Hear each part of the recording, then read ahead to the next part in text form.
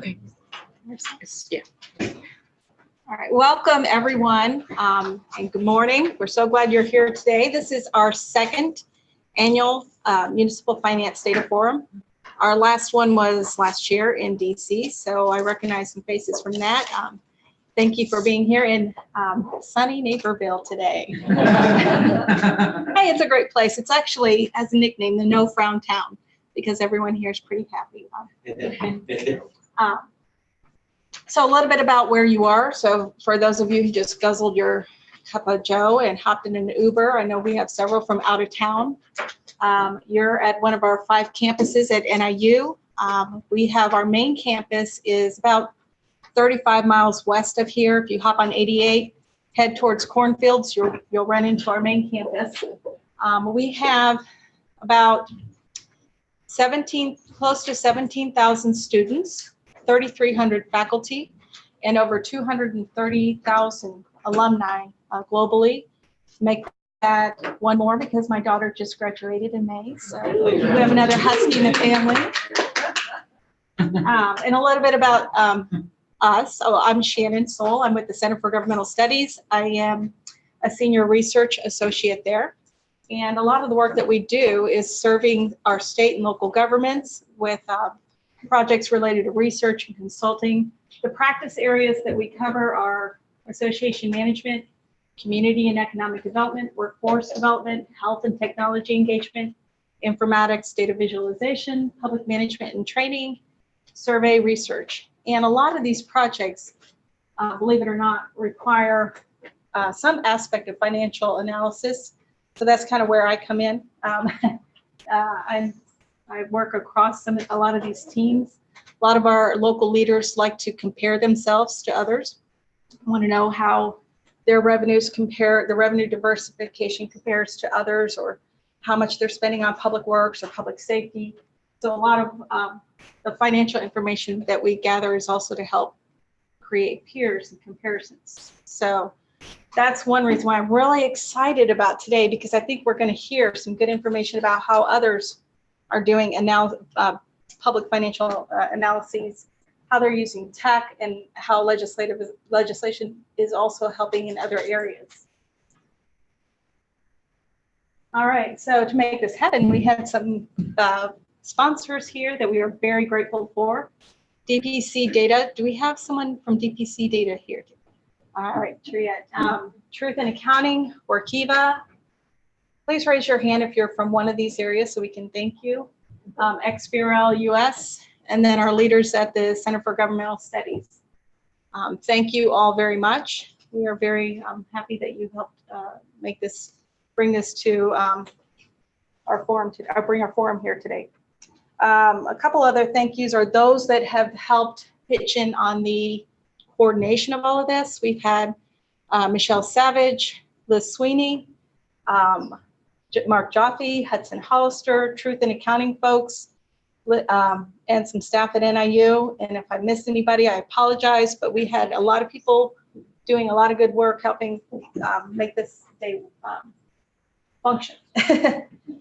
For a few logistics, see, I get to cover the important stuff. Bathrooms are down the hall. Lunch is at noon, from noon to 1. Be back here promptly at 1 because we're going to start right away at 1. We are meeting for lunch in room 105. I think that was written somewhere. It might be over here. So lunch is downstairs. That's the important stuff. Also, if you think you need a snack or something extra, there's a cafe downstairs. So you can find some more substance if you need it. Now, without further ado, I get the pleasure of introducing our MC today, Hudson Hollister. Hudson, in a lot of our eyes, is a rock star in public finance because he has done so much to help transform this sector. So we are very grateful and excited to have you as the MC today. Let me give a little bit of this is not going to do Hudson justice, but I'm going to read it because I don't want to miss anything. All right. Hudson founded HData to help data companies build the relationships, strategies, and understanding they need to deploy their technologies to transform business and governance. Hudson is a securities lawyer, former regulator, former congressional investigator, and trade association executive. Good grief, you sleep? Coffee. He has invested his career in applying technological innovations to make regulation, government, and law work better. Hudson founded the Data Coalition and served as its first executive director. The Data Coalition is the world's largest open data trade association, and that's actually where we met.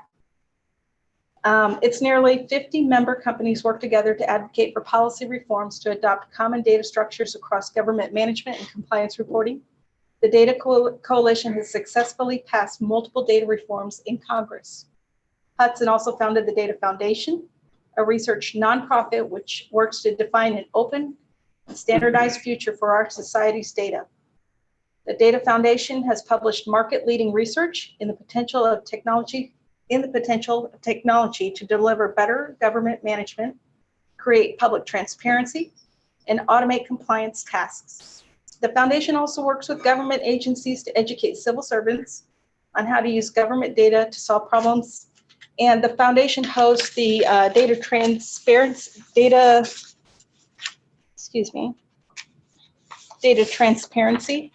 the largest annual open data conference in the United States. That's impressive. So thank you, Hudson, for joining us and walking us through the day.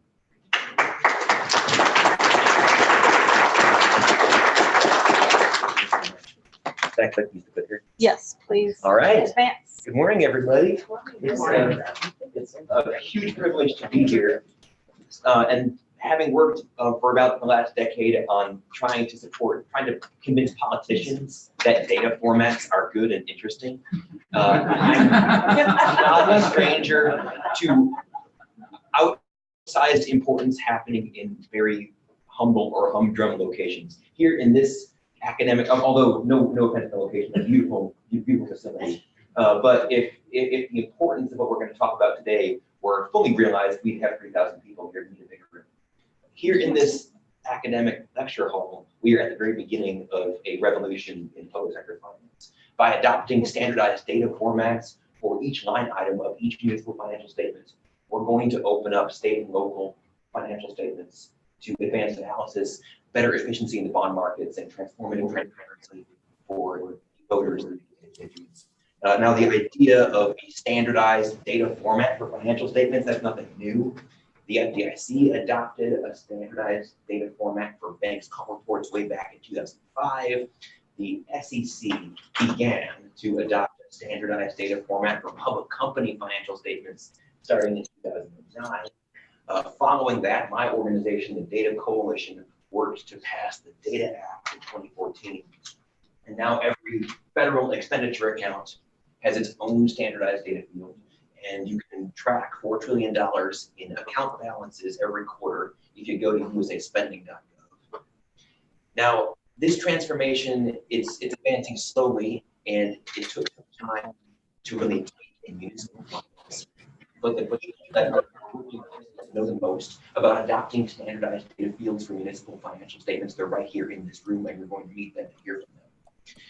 Last year, we saw a great deal of activity on the policy front that is going to ripple down into the world of municipal finance in several ways.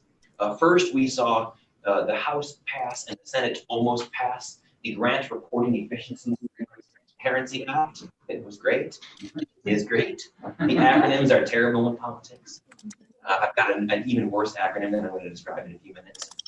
The GREAT Act requires the White House to adopt a standardized data format for everything that goes into the single audit, which would include CAFRs and would include a whole bunch more. The GREAT Act didn't quite pass in 2018, but there was a great deal of interest in comments. And then, most importantly, thanks to the efforts of somebody in this room, Florida passed HB 1073, which requires the CFO of Florida to define a common data structure for all the financial statements filed by local governments and by special purpose districts in the state of Florida. Responding to all this, XBRL US, one of our hosts today, launched version 2, the working group for version 2 of its state and local government taxonomy. This work by XBRL US, which is the foremost group in the United States for standardizing financial reporting, is going to be used by all the jurisdictions that adopt this common data format for municipal financial statements. Digging just a little bit into the law that is now in effect in Florida, but still in implementation, HB 1073 requires Florida to adopt taxonomies that govern the individual line items of financial statements that are prepared by Floridian local governments. I'm so excited that we have Jennifer Reck here today who will describe that in more detail to us from the Floridian standpoint. The Floridian law also requires that the state to put together a software tool that makes this easy for the local governments so that they don't have to do this manually, so that they can prepare and submit financial statements in a way that automatically flows into the data structure. We're not done. There's more happening. One of the reasons why today is exciting is that there is more happening now on policy fronts than there ever has been before. On the federal level, in January 2019, President Trump signed the Open Government Data Act. That completes the transformation for federal finance. It requires every federal agency to adopt standardized data formats for all the rest of its information, including finance. And so that doesn't have a direct impact on municipal finance, but it's a cultural change that's happening for every federal agency. And there's more expertise being developed for that, which can then be used for the municipal finance field. We do believe the GREAT Act is going to pass before the end of the year. It's already been 2 weeks ago. It was hotlined in the Senate. The Republicans have all signed off. We're still waiting for final Democratic sign off. The California legislature has passed SB 598, the Open Financial Statements Act. We're awaiting the governor's action on that. If the governor signs SB 598, California will become the second state to require a common data format for all of the line items of the financial statements of its local governments. And I am so excited that one jurisdiction in the country has not waited for a mandate. Just last month, the first local government in the nation published an official machine-readable financial statement using a standardized data format. That local government is Will County, Illinois. It's my home county. I drove here from there today. And we're saving it for the end. But at the end of the day, we're so excited to have the elected auditor of Will County, Deputy Blackburn, here with us today. And he is going to walk us through the first ever officially submitted CAFR published in a digital format and describe how, from the standpoint of Will County is inviting that scrutiny. Will County is inviting the automatic comparisons. The bond investors should reward this. When Florida and California come online, the only other jurisdiction that is going to be ready to be automatically compared with counties in Florida or counties in California is Will County, thanks to the voluntary action of our auditor. So I'm so excited that we have a chance to go through that later on today. And then finally, introduced in Congress last month, the Financial Transparency Act, or FTA. The Financial Transparency Act governs federal regulators. It requires all the federal regulatory agencies.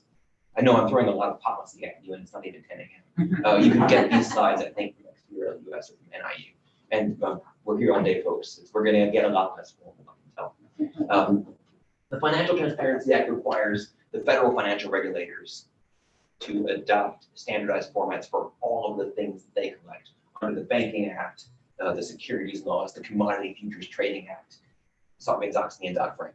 What this means is that across the Federal Reserve System, the FDIC, the OCC, the SEC, the CFTC, the National Credit Union Administration, all the financial regulators, they need to get together and come up with data formats for everything that still remains as a document. A massive transformation from documents to standardized and tagged data. How does that affect municipal finance? Well, this mandate extends to the Municipal Securities Rulemaking Board. Although the Municipal Securities Rulemaking Board is not, it cannot directly regulate municipalities. This law does require the MSRB to set data standards for the EMMA system. And so the EMMA system, if this law comes into effect, is going to transition from being a center for documents to being a center for data. And the MSRB will be required to adopt the common data tags following some sort of taxonomy for everything that gets submitted into ENMA. And fortunately, that format exists already thanks to the efforts of XBRL of the US, and thanks to exemplars like W. Blackburn in Will County, and thanks to the work of the policymakers in Florida and California. Now, I've just thrown a lot at you. There is a great deal of transformation that's about to come, and it is of outsized significance compared to the size of our crowd today. But the people who have been working the hardest across the United States to move toward common standardized data tags for every line item of municipal financial statements, those people are here with us. So you get to hear from them. There is nobody who's worked harder on this effort than the speaker who's going to follow me. But first, we need to recognize Northern Illinois University. Dr. Shannon Soul of Northern Illinois University sold herself short in her opening remarks this morning. She began working on the concept of tagging up financial statements to make them comparable. She made her first presentation on this issue in Washington in 2013. It's been 6 years of convincing policymakers one by one that it is a good idea to put financial statements in common data format. So kudos to Shannon, and she also is the driving force behind the effort today. Michelle Savage here represents XBRL US and has been working for well over a decade to bring data structure to financial statements for both public companies and municipalities. And her efforts today to organize the conference are part of that.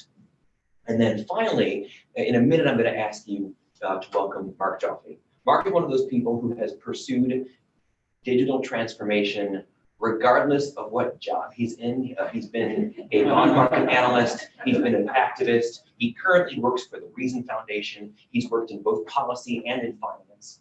And any effort to adopt a common data format for municipal financial statements, whenever anyone is working on that, Mark is definitely one of those people who's pursuing this because it is the right thing to do, pursuing it from any angle that he can. Mark is going to, in a minute, describe to you the current state of play in the adoption of a common data format for municipal financial statements, and is going to explain to you his optimism for the future, why the things that are happening now, both the policy changes and the voluntary transformation like in Will County, why that is pointing us toward a future of better efficiency and better transparency. So I'm so excited that you all are with us here today. There is going to be a great deal of technical detail, but I hope that you retain, as we talk about the technical detail, I hope that you all retain the underlying goal, which is to bring efficiency to the bond markets and transparency to our people. For now, please join me in welcoming Mark Joffé.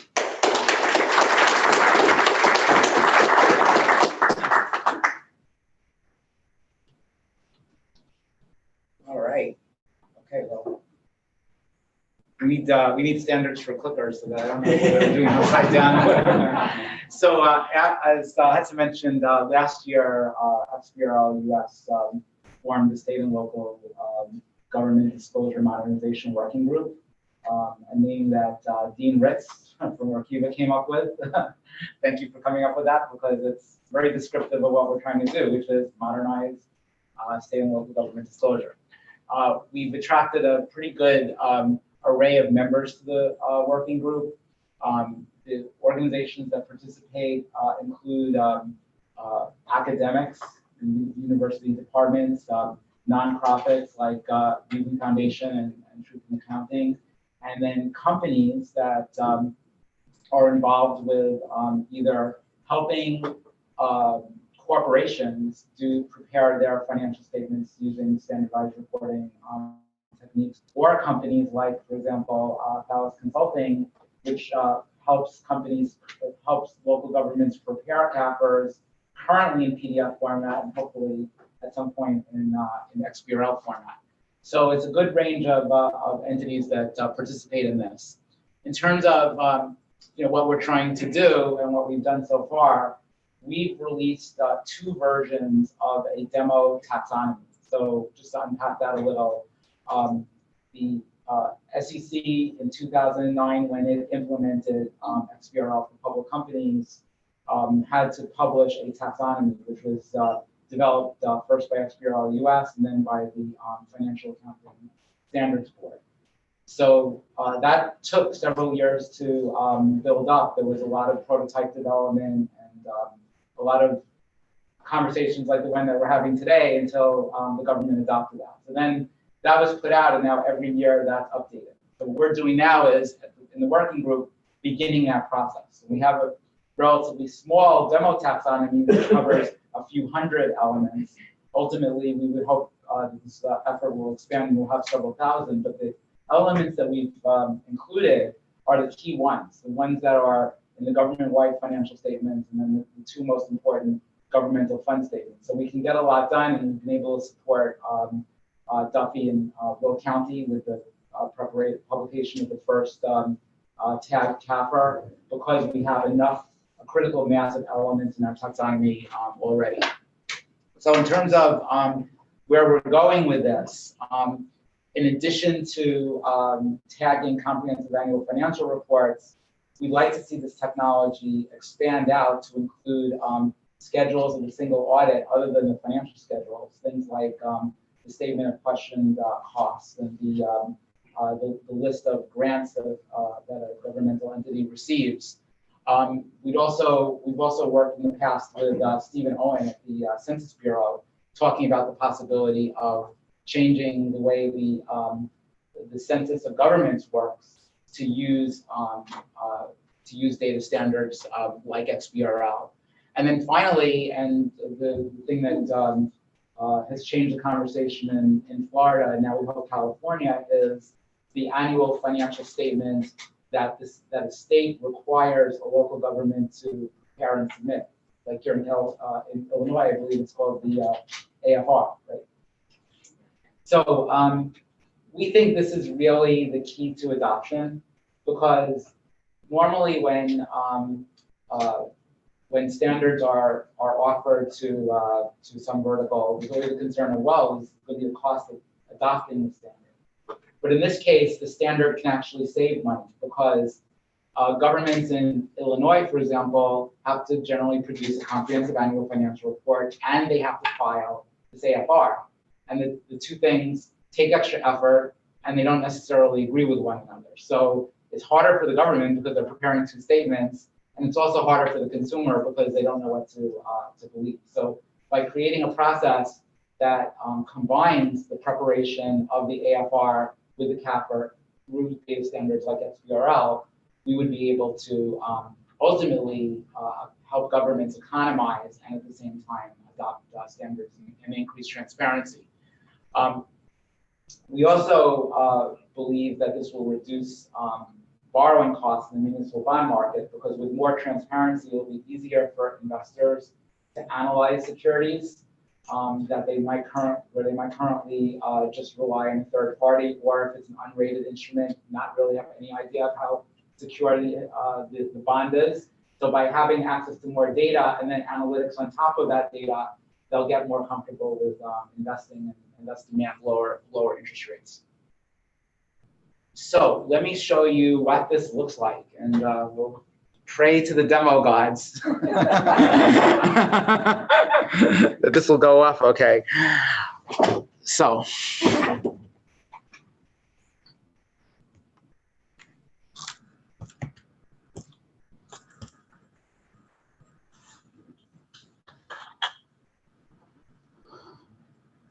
do I see my Chrome? All right. I think it came down. Okay.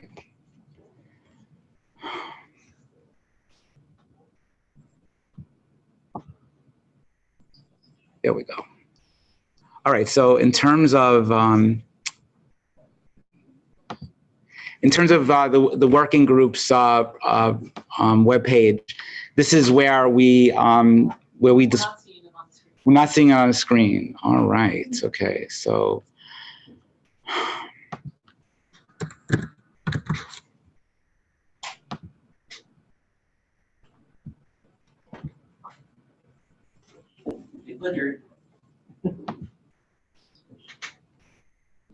it flickered, but not successfully, huh? No. Okay. We're gonna get assistance here. Are you on laptop? Yeah. Okay, so what are we seeing here? Oh yeah, it's not showing you like. Yeah. So let's see.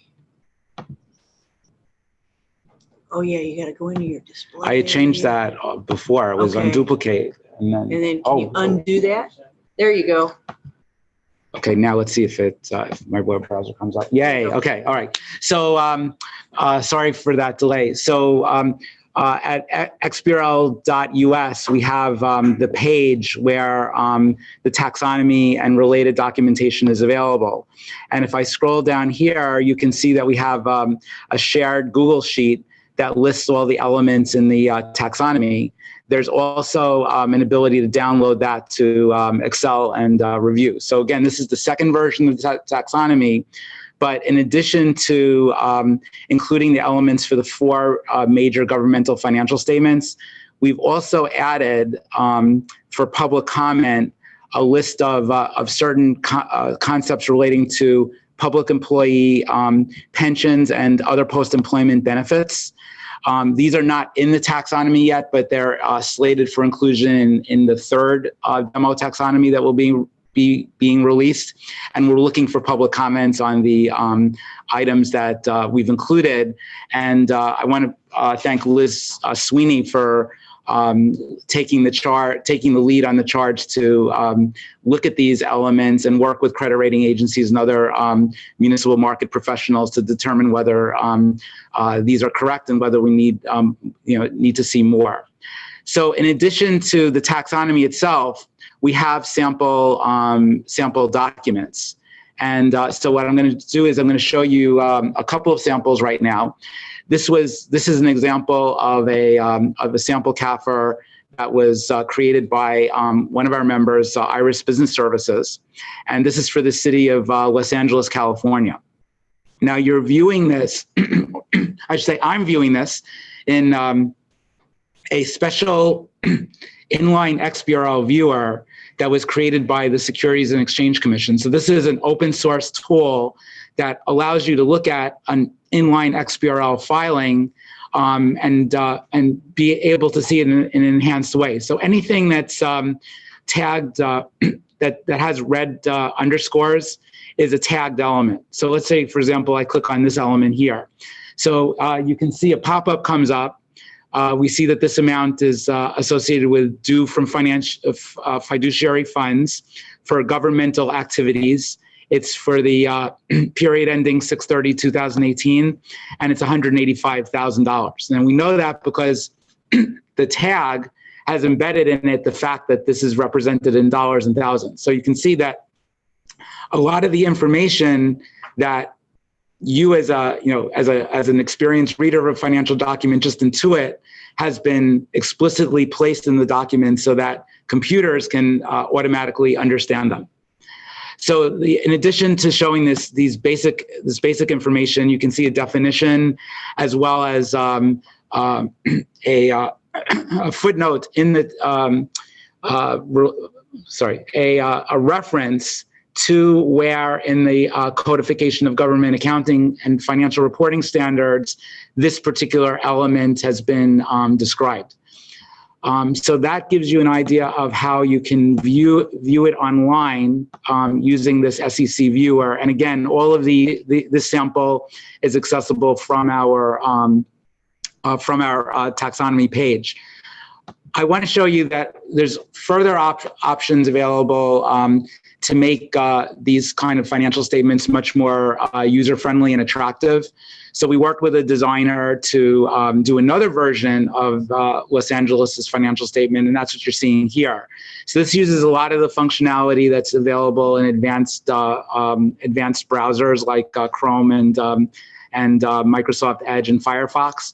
So for example, you can navigate to different financial statements using this panel. And then in terms of being able to see the tags, just as before, if I click on this highlight button, I can then see the tags. And so that 185,000 is documented here on the lower left corner of the screen. So this works real well on a desktop, Not so good on a laptop because this is using a lot of screen real estate, but there would be the ability to do other types of presentations on, it works well on a laptop or desktop. It doesn't work so well on a phone, which has a lot less screen real estate. But with modern HTML, you can develop other kinds of financial statement presentations, which would optimize for those type of environments. So I've sort of shown you the interactive aspects of how you work on it, or how you would look at these statements as a financial statement consumer of individual statements. But what if you want to analyze a lot of statements together in bulk? That's really the key benefit of this thing, being able to compare hundreds or thousands or even tens of thousands of governments. So what we did at the Reason Foundation is we developed some open source software and published it on a open source repository called GitHub, which allows for bulk downloading and analysis of these statements. So if I go here to my Windows prompt and I run this command, what this is now going to do is it's going to read in 3 of the financial statements that were created by Iris Business, and then it's going to put them into, put some of the financial items into an Excel file. So this is actually something where it's converted from the XBRL or inline XBRL source document. It's processed 3 such documents and move the data into Excel. So you see we have City of Columbus, City of Los Angeles, and San Diego County, what state they're in, fiscal year, and so forth. And then there's selected data, and this is user configurable as to which fields you would want to see. So for example, here I have the government assets from governmental activities and liabilities from governmental activities, and then the net position and unrestricted net position. Coming over to the far side, I have the various gradations of general fund balance. So non-spendable, restricted, committed, assigned, and unassigned. And then finally, within the spreadsheet, using this software, we can actually calculate derived values.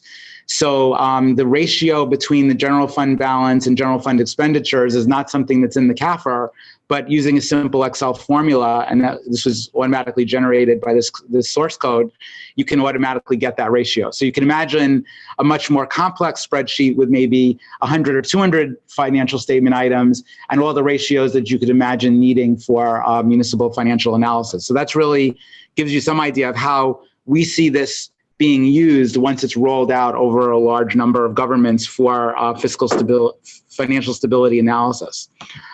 If I go back to the browser, I also wanted to show you that one of our members, Alison Ugarte, did some work on her own with implementing within the browser framework, within IXBRL, some of this kind of financial analysis. So first, she developed an inline XBRL CAFR for the city of Alexandria, Virginia, and this looks pretty much like the one you saw for Los Angeles a little earlier. But then she created this add-on, which provides some ratio analysis that a state or a state government might use in monitoring fiscal distress for local governments within their state, or that a municipal bond analyst at a rating agency or at an institutional investment firm might use. So you can see, for example, we have the property tax base, and we have some ratios here. So here's the value per capita. So that's the kind of analysis that this particular example supported. And then what Allison did is she also looked at our new pension concepts that we're adding for the version 0.3 taxonomy, and gave us a conceptual idea of how some of that analysis might look. So for example, in section 1 here, we have a ratio between pension contributions and total governmental expenditure. So this is how much of the government's expenditures are going to legacy costs like other employment, other post-employment benefits, and pensions. And in the case of St. Petersburg, Florida, for which we did this, it turned out to be 14.7%. I know this number in Chicago is a bit higher than that. So you really have, it really gives you a chance to sort of see the differences once we run this analysis on a city like Chicago. One other thing that I skipped that I do want to really quickly bring up before I end it is one of the conveniences that we have with using inline XBRL, and I should just briefly explain that all inline XBRL is an HTML document with the XBRL tags. That's what I've been showing you. Is cutting and pasting. A very simple task of copying and pasting financial statement data into an Excel spreadsheet. So on the right, your right, or my right, or this one, this panel is a page out of Los Angeles' CAFR, the statement of net position. And so I did a copy and paste over to Excel, and you see that what's in Excel is really useless, right? It's a bunch of lines with numbers unevenly spaced. Now, if I had done that instead for the document that I demonstrated from Iris, I get this. So I get something that's completely parsed out, very easy to read. It's in numeric format, so you can immediately add and perform ratio analysis on this. So even if you only had Will County's CAFR or Los Angeles' CAFR, only one or two, the fact that you can more easily bring the data into Excel provides a massive time savings. But then the ultimate benefit is going to be having all of this, all governments using this format to allow those kind of comparisons like I showed before.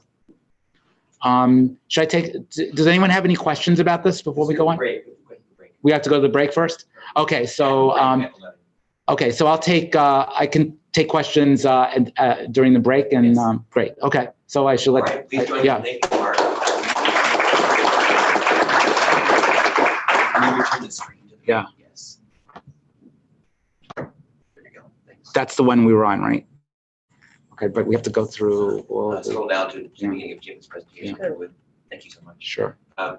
I appreciate what Mark does because he shows both the overall ultimate vision of all of the municipal governments and state governments publishing their financial statements in a structured and standardized format. And then also incrementally, even when we only have a couple, even when there's only one government in the entire country that is publishing its CAFR as structured data, even at this early stage, we get more usefulness because we can automatically take what Mr. Blackburn and Will County have done with this result. So thank you so much for that, Mark. I saw many hands go up, and there will be many questions from Mark, so we'll have to do that after break in order to stay somewhat on schedule. Standardized data in municipal finance will not advance unless the bond markets and municipal finance experts demand standardized data. And we're very privileged to have one of those thought leaders with us today. Jim Spiato is a managing director of Chapman Strategies Advisors, Chapman Strategic Advisors LLC, which is a consultancy providing educational and strategic insights to market participants concerning municipal finance topics of interest. He is the co-owner and co-publisher of MuniNetGuide.com, which is an online resource specializing in municipal-related research and information concerning state and local government. Jim is a supporter of data tagging for the reasons that Mark has just demonstrated, and so we're excited to hear his perspective on that in the next few minutes. He has contributed significantly to thought leadership around municipal defaults and bankruptcy, including co-authoring the volume, The Law of State and Local Government Debt Financing, authoring chapters on municipal bankruptcy and debt financing for many treatises and textbooks, publishing and co-publishing many articles that make him a leader in the field. And in 2014, the National Federation of Municipal Analysts honored Jim with an award for his contributions as a thought leader within the municipal bond industry. He's recognized as a prominent voice on municipal bankruptcy, and his years of groundbreaking research and analysis have long aided municipal analysts all over the country with the intricacies of Chapter 9 bankruptcy when applied to municipalities. Please join me in welcoming Jim Spiato.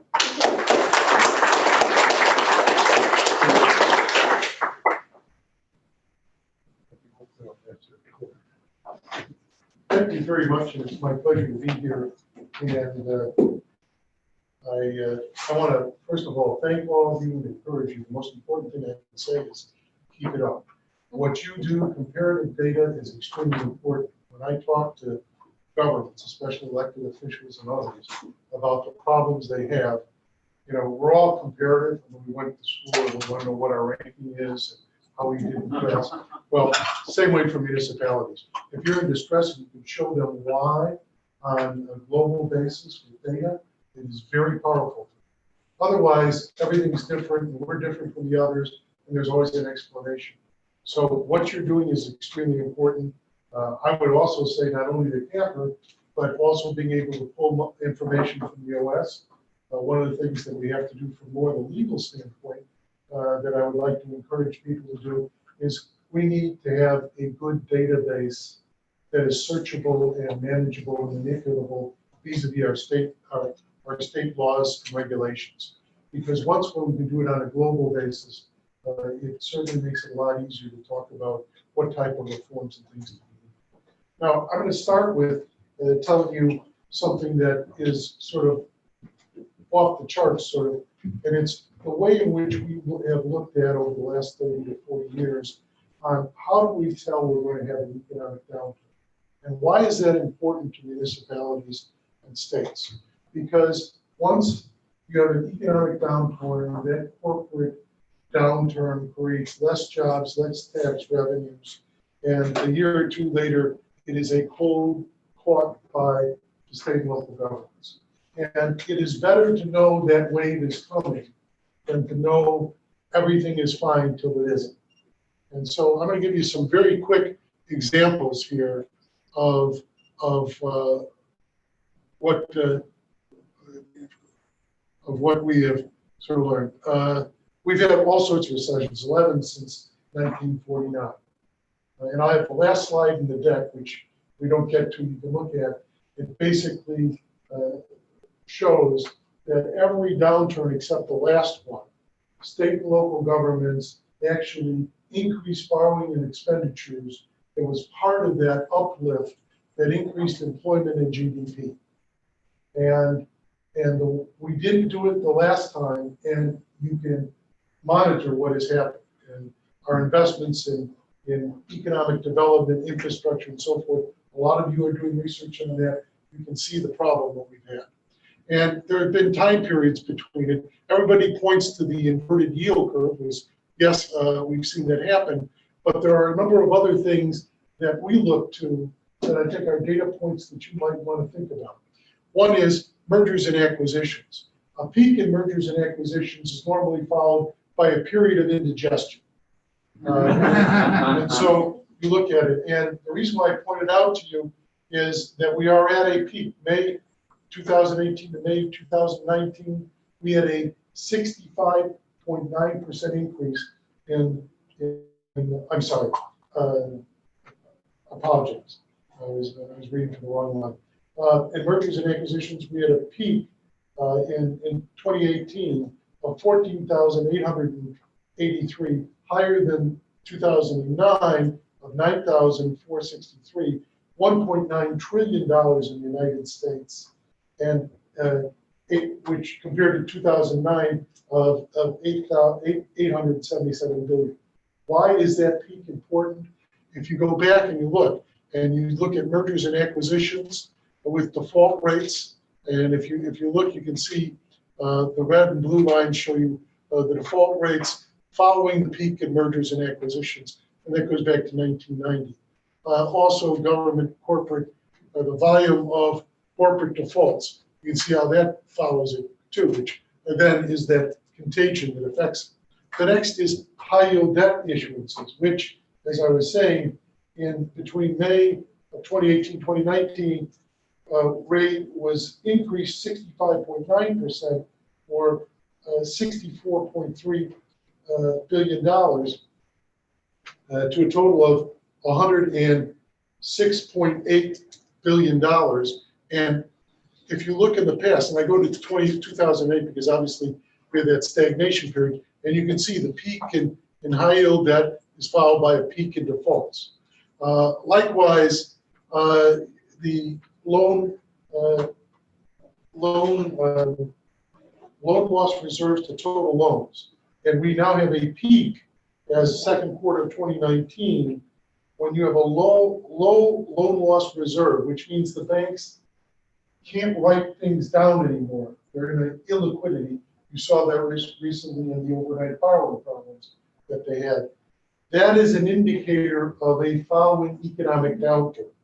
And we had a high in 2010 in the last 10 years of 3.7%. In 2019, second quarter was 1.19, which is very close to the 35-year low of 1.16%. Likewise, bank credits are up.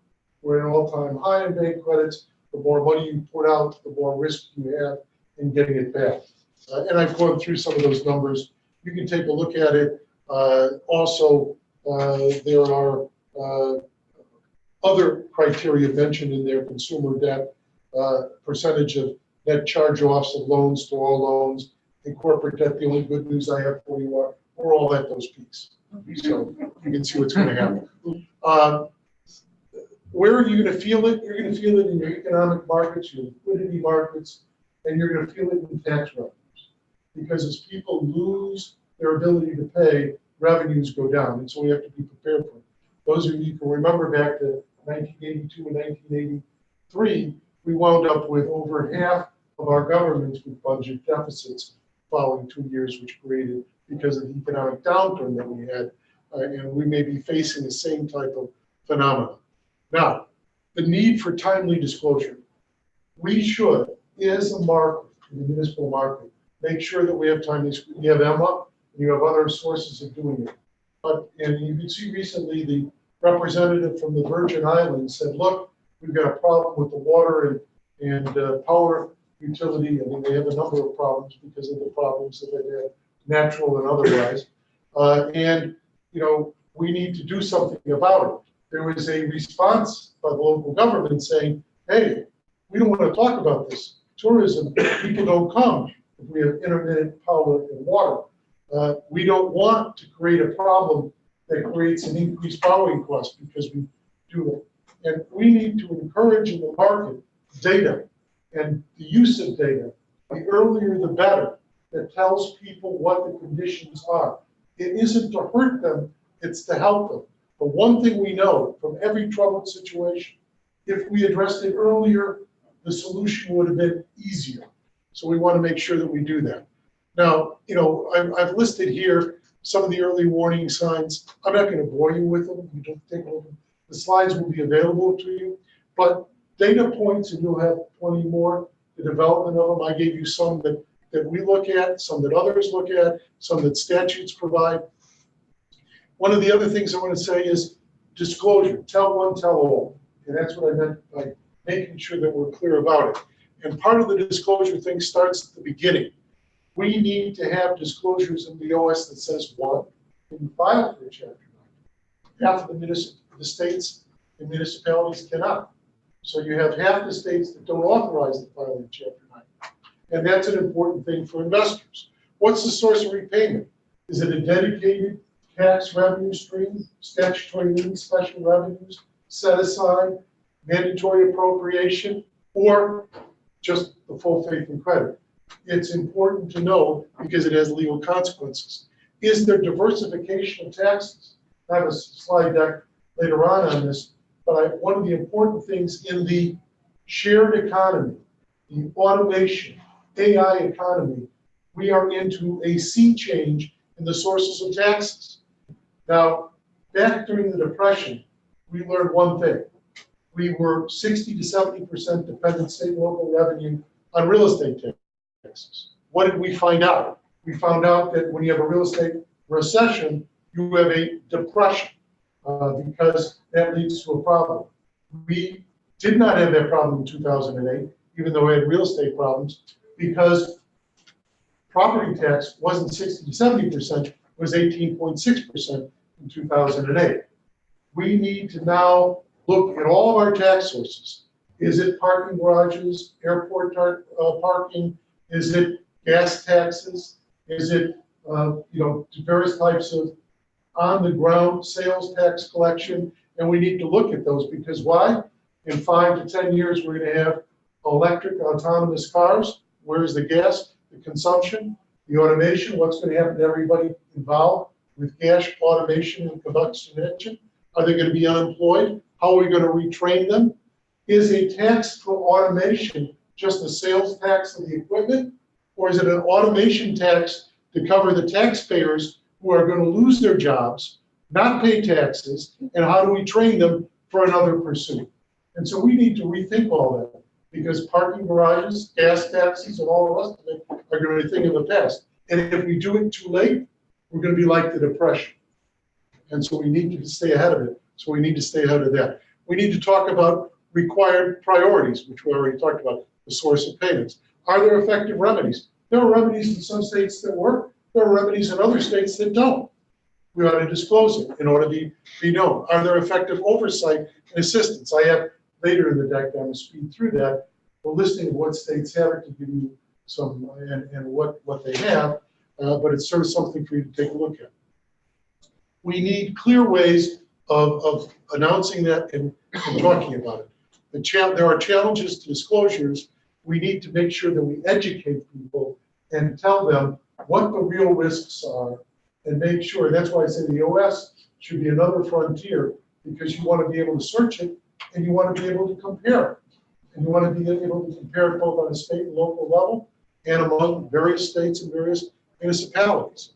Now, on defaults, generally municipal defaults are very rare. I mean, any of us who've done default workout work, it's sort of like being the Maytag repair. I mean, it's there because if it ultimately breaks, you need to call somebody. So you need a somebody, but it's not something that people, unfortunately, economic downturn, we could have, more need for that. Generally, if you look, and this, you won't be able to read it, but you'll have in the slides, historically, since 1839, the default rate of municipal debt has been 0.5% on average annually. Not much. That doesn't mean it can't default. We're going into a new era with the rise of infrastructure costs that have not been provided for, the rise of legacy costs like OPEB and pensions, and we have reached sort of, as long as you're growing, people are happy because your taxes don't have to go up dramatically because you have new taxpayers coming. Once you become a legacy fully grown and mature, we have to figure out a way of solving it. And as our cities and as our states realize that we are not going to be growing at the same rate, we're going to need to figure out new ways of dealing with some of these extremely large legacy costs. Now, I'm going to, the default rate, this is for rated mature municipals. It goes back a while, but I want to just show you, this is what it is. The blue is for corporates. The red-orange is basically for municipals. So you can see a very small corporate, but it doesn't mean that you're not going to have defaults. And I go through some data, and you can take a look at it. Generally, whether you have 5, 6, or 7 rated defaults a year, that's about it. So the rated bonds are not that risky. The total market, can have, between 40 and 100. That's where we range from 2012 till now, the number of defaults per year. So it does happen. One thing I want to show you is bankruptcy, because we worry about it. Yes, bankruptcy is an issue. The main one, Orange County, Vallejo, Jefferson County, Stockton, San Bernardino, Detroit, Puerto Rico now is a territory. So you can see what the major Chapter 9s are, and also you've got Puerto Rico as a territory under PROMESA. But, total bankruptcies since 1937 is only 684 out of over, 80,000 state and local government entities. So it is not, you may have from 1, 2, 3, 4, 5, 6. Since 1980, we've not gotten greater than 20 in any one year. Generally small special tax districts. I've got some data for you, both by year and decade. You may ask what happened to Nebraska. Is there sort of a moral fiber problem? They have a way of getting rid of their utilities that have been taken over. They put them in a Chapter 9. So it's a means of graceful death, not necessarily a moral problem. California, I'll let Mark explain California. The risks on year, you can see since 80, the top was 20 as far as generally utility special tax districts. They're over about 60%. Cities, villages, and counties, since 1980, there's only been 55. And literally since 1954, there's only been 65. So, I mean, it's something to keep in mind. Hospitals, transportation, and school districts, you can see how that works out. Recoveries with regard to bankruptcies, if we go historically from the 1937 to 1972, in a municipal bankruptcy, all general unsecured creditors receive 64.7%.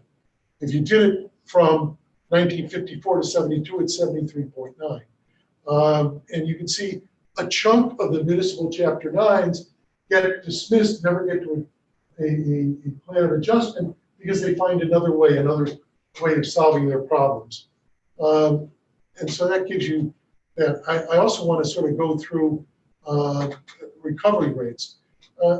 Generally, as you know, on municipal rated bonds, the recovery rate is 60 or thereabouts. And on corporates, it's lower than that, sometimes 40 to 50 some percent. And that just shows the difference. And you've seen it also in the default rate. The recent recovery rates, as you can see, again, in the 60s. And the Chapter 9s, GO bonds and various ones, if you look at Jefferson County, the sewer system was 80%, the GO bond ones were 100%. If you look at Vallejo, California, Sierra King Healthcare, basically their revenue bonds, their special revenue bonds got paid at 100% GOs because of the dedicated tax source that you do. Special revenues, you have a revenue source dedicated to payment. GO, you're like a general unsecured creditor. And so obviously the unlimited tax GOs in Detroit, an interesting story, they have settled with the bond insurers. So the bondholders got 100%. The bond insurers only got 70-some percent. In Detroit, I sort of listed the winners and losers. You can take a look at it. Basically, if you had a dedicated revenue stream, you were close to 100% or 100%. To the degree you did not, you wound up low, and as low as probably 13% for general unsecured creditors generally. GO bonds in New York City, when we had a downturn in 75, they got 100 cents on the dollar on the refinancing. Orange County was the same. Sierra King, which was a healthcare district in California, that some of you are familiar with. Jefferson County, we talked about. Detroit, we talked about. So that shows you the Puerto Rico, which is, quite candidly, with all due respect to Puerto Rico, it is an aberration. It is not a state or local government. It is a territory. We can argue about the federal government's responsibility for territories. I think that's a very fertile ground. We're going to see some results there that are not typical of what we've seen. As you know, they're attacking special revenue. They're attacking GO bonds as whether or not they're valid and issued, even though they say now they didn't comply with the constitutional debt limit, but they represented they did. So you get all those sort of interesting issues. And so the Cofina ones that had a revenue dedicated to it had either a 93% if you were senior, or the subordinated 53%.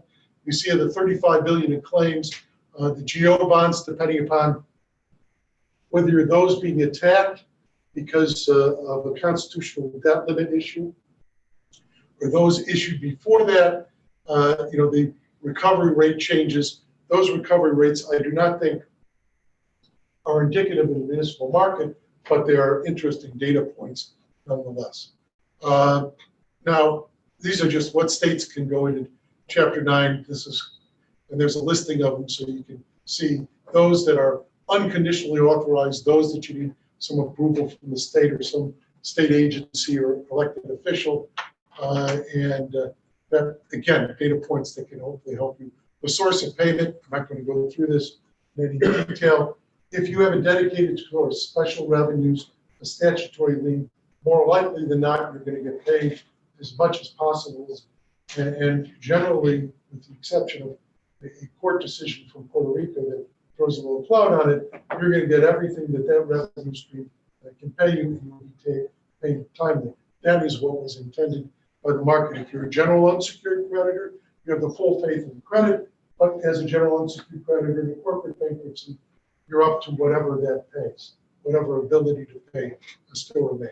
And then there are other, trade creditors and other creditors in municipal bankruptcy. This sort of goes through the various treatment if you're interested. We talked about diversity tax sources, so I've already sort of touched on that. This shows you from 1922 to 2008 the change in property tax, which is what we're talking about. We talked about online sales.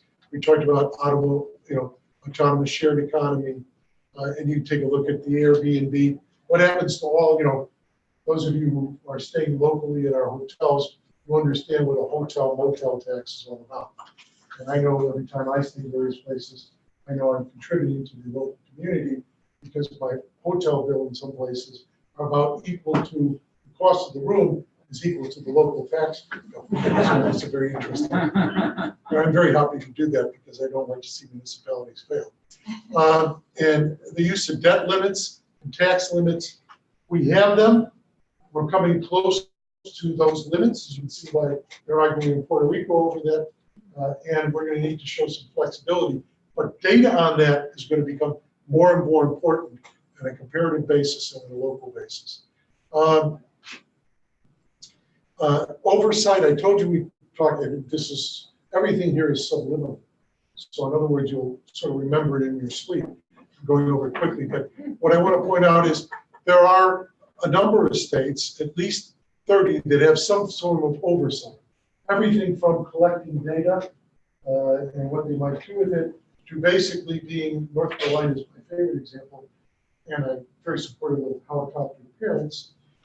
They are the helicopter parent among states. You can't issue debt without their approval. If you don't report regularly on it, they're all over you. If you have a default, you have a new good friend. So it's a very, so you have a real variation there, but it's important to look at it in various variations. I go through it, you can take a look at it. I think that's going to become an important source for the market to know. Uniform pension disclosure. Everybody wants to show it differently. I mean, one, I praise all states that have 1, 2, or 3 pension funds for state and local governments. The more we can consolidate, the better off they are. Here in Illinois, you are in the land of over 630 pension funds, and therefore you have diversity. With the diversity comes how do you compare them, how do people know where they are, different assumptions, different ways of reporting.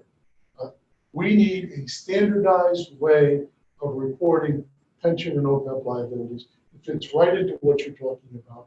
It is essential because as much as people say it's not fair and it's not, that apples to apples comparison helps people realize where the real problems are. And yes, it may be unfair to some. And yes, some may be able to earn more than others. But having a uniform return on investments helps people better understand where they are. You can say I'm a better performer, but better look at it on a standardized basis. So very important to do that. And I go through on pension reform. We are now in a battle in California, in Illinois, and in other states. What type of flexibility of pension reform are we going to have? The real issue is in Illinois, we do not allow any impairment or diminishment of our pension benefits once you're employed. Now, the problem is if you've overpromised and have an under ability to perform and pay, it is a real problem. You need flexibility. Rhode Island recently, the city of Cranston allowed for the higher public purpose, recognizing their pension reform legislation, the ability to change benefits on a prospective basis. It's going to be important to do that. California has pending the Los Angeles County, Marin County, Alameda County cases before the Supreme Court to change the California rule, which says that if you're going to make any change, any disadvantage has to be accompanied by a comparable advantage, which means it's a zero-sum game. So how do you get ahead? If it's unaffordable, how do you make it affordable? And so it's really important that we look at that. The COLA legislation, most states, and most litigation, about 80%, depending on how you want to count, of all litigation goes for pension reform. And with that, this is the last slide I showed you. You can look at the lines, but it tells you the more you reinvest after a downturn, the better off you are as a state and local government. The least you do, which is what we did at the end of 2008, the worse off you are. So with that, I want to encourage you, good luck to you, and hopefully, from the legal standpoint, that the statutes and that will pick up on this too, make it easier for you looking at it from both a data standpoint and from an analyst standpoint. Thank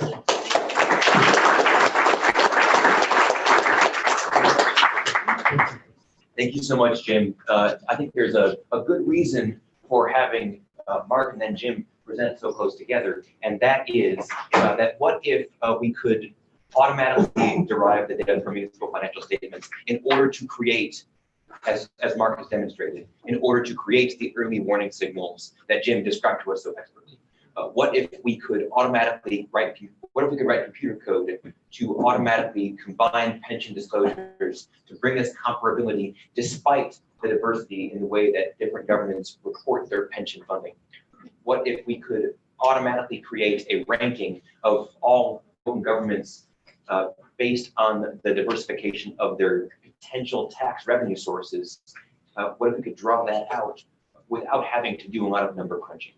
What if we could decide we wanted to change our measure of diversification in potential tax revenue sources, and we could press a button to do that rather than refiguring all of our calculations? That is what standardized data in municipal financial disclosures can provide to us. That is what standardized data in municipal financial disclosures can provide to thought leaders like Jim. And it's really the thought leaders like Jim who are going to deliver for the bond markets and for the people the insights first, because they're the ones who understand what all those numbers suddenly automatically available might mean.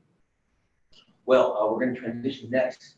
I'm so grateful that we have the participation and support of the Illinois Comptroller's Office. The Illinois Comptroller, Susanna Mendoza, has been a leader in digital transparency, not just in financial statements, but in other aspects of state government, in the publication of resources, both previously in a position as the clerk of the city of Chicago and now as the comptroller. We are very privileged to be able to welcome from the Comptroller's Office the head of state and local government affairs, Rosanna Barbero Flores. Rosanna?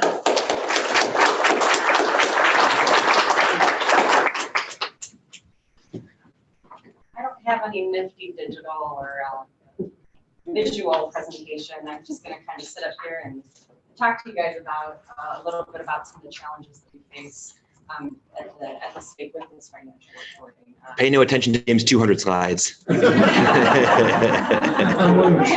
going to move back to the test pattern. Can everyone hear me okay? Yes. Wonderful. Thank you.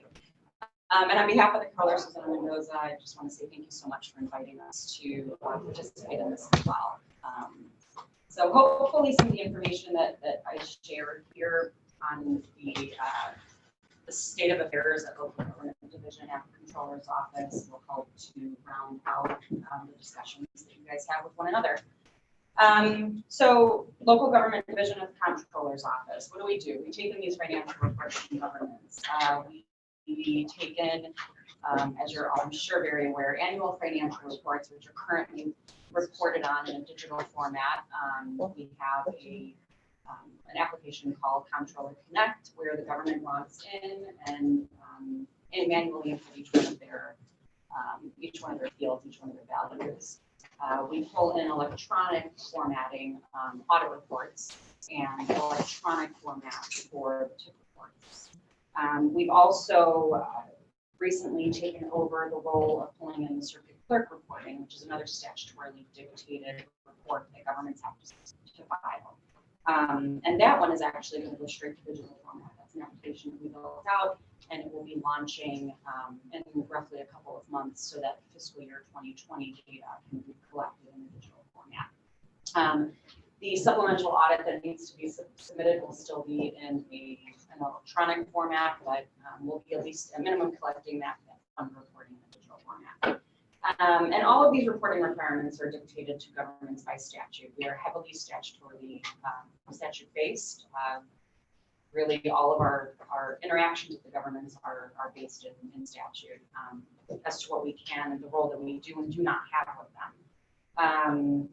The Governmental Account Audit Act is the act, it's 50 ILCS 310-2, and that one pertains to all local governments that don't fall into a county designation or municipality designation, essentially. There's a couple of other exceptions in there, but they have a revenue threshold which dictates whether or not they have to report an audit to us or if it's just going to be an annual financial report. Going into the counties, all counties are required to submit auditing and financial reports. And when you look at municipalities based on population, bond of debt, and public utility, you'll get the variation in requirement of whether there's just the annual financial report due to us or an audit as well. And TIFs are a whole different ballgame, and you know, that obviously is based on whether or not the municipality has any TIF districts in their area. And there's been a lot of talk about TIF reporting and the data that's collected there and the usability of that data. And so something that we have been planning for some time, and we are kind of at that crux of the programming initialization has started, is we are going to be moving the TIF report into a digital format as well. So hopefully in the very near future, assuming that internal resources are available to make sure that that project moves along as steadily as we'd like it to, it'll be nearer in the future that we actually also have that TIF reporting in more analyzable, like I said, analyzable format. Is that even a word? I mean, analytical, is that the right one? Analyzable, whatever. You know what I'm trying to get at. So I'm going to talk a little bit about the history of reporting, just to kind of showcase what we've been through as a state. And that'll kind of help to build into the challenges that we currently face. And some of the things that knowingly or unknowingly, people with an initiative such as yourselves and the state as well, obviously, to kind of keep propelling things forward. Some challenges that, again, may be known and may be unknown. They're known to us. I'm sure there are some that are unknown to us, but the ones that are known, I'd like to just talk about as well. So we as everyone was, heavily paper-based. Everything was pulled in a paper format up until about fiscal year 2000. And at that point, we were in the strictest role of a repository as the IOC really ever has been as it relates to these financial reports. So they were pulled in, we would indicate whether or not they were submitted by the government, and that's kind of the end of the road. We didn't really check any of the compliance measures within that. In 2000, the annual financial reports went to a digital format. So it's been quite some time that we've seen these numbers being pulled in digitally. Now, talking to the reliability or the consistency in the reporting that is pulled in that report is one of the whole challenges that we face in that. But just in strictly the fact that we now have data that we can pull into formats that we can, move numbers around, or not move numbers around, but you know what I mean, compare numbers, look at trends, things like that, to give us some sort of insight versus piles of paperwork. That was one big step. Obviously, as I mentioned, we're still pulling in our audits in an electronic format, making them a lot harder to use for that purpose. And TIFs, we do have some preliminary questions being asked at this point in a digital format, so that it can really give us some insight as to what's happening with due dates and audit reports being completed as it relates to those TIFs. But again, electronic still. The statute, which required this method of reporting to really be formalized from governments, that statute change didn't happen until 2010. So there were 10 years where we were doing our darndest to try to get these governments to submit their reports to us in a more electronic format. But it wasn't until 2010 that the legislature got behind it and said, okay, let's get this actually changed in law. And now there's one caveat that with prior approval by our office, we might still be able to submit it in a paper format. And then we would just upload it to an electronic format for you. But obviously, we're pushing governments to move in that direction. But that being one of the challenges, governments we find are still using checkbooks, still have piles of papers in their office. Lots of them don't have computers. Lots of them don't have even basic accounting software like QuickBooks, which is its own challenge because it's not really the best, for fund reporting. But they still need help getting from their physical manual ledger, getting that into any other system that makes it a little bit easier to track.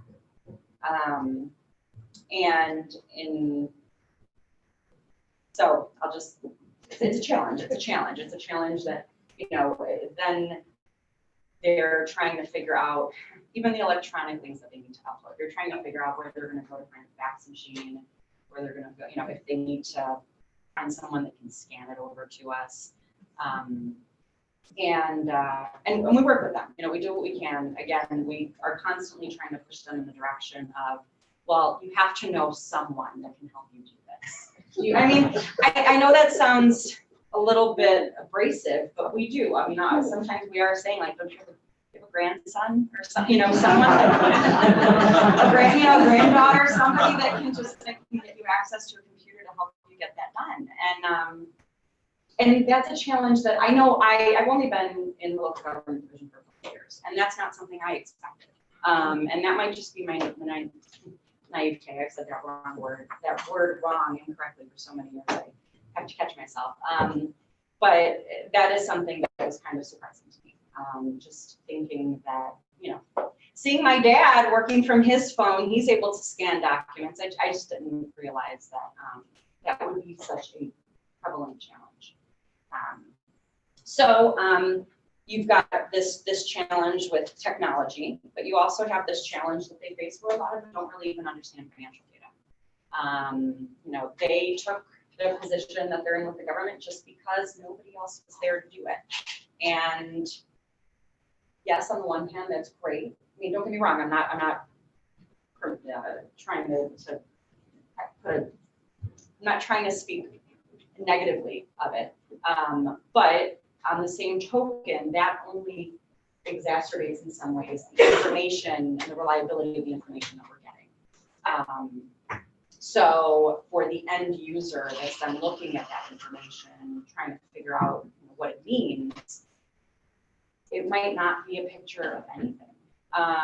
And so we try to offer as much technical assistance as we can internally, but we're not CPAs. So that's kind of, I'm going to move away a little bit from some of the challenges that the government face into some challenges that government faces. And, we've got budgetary constraints.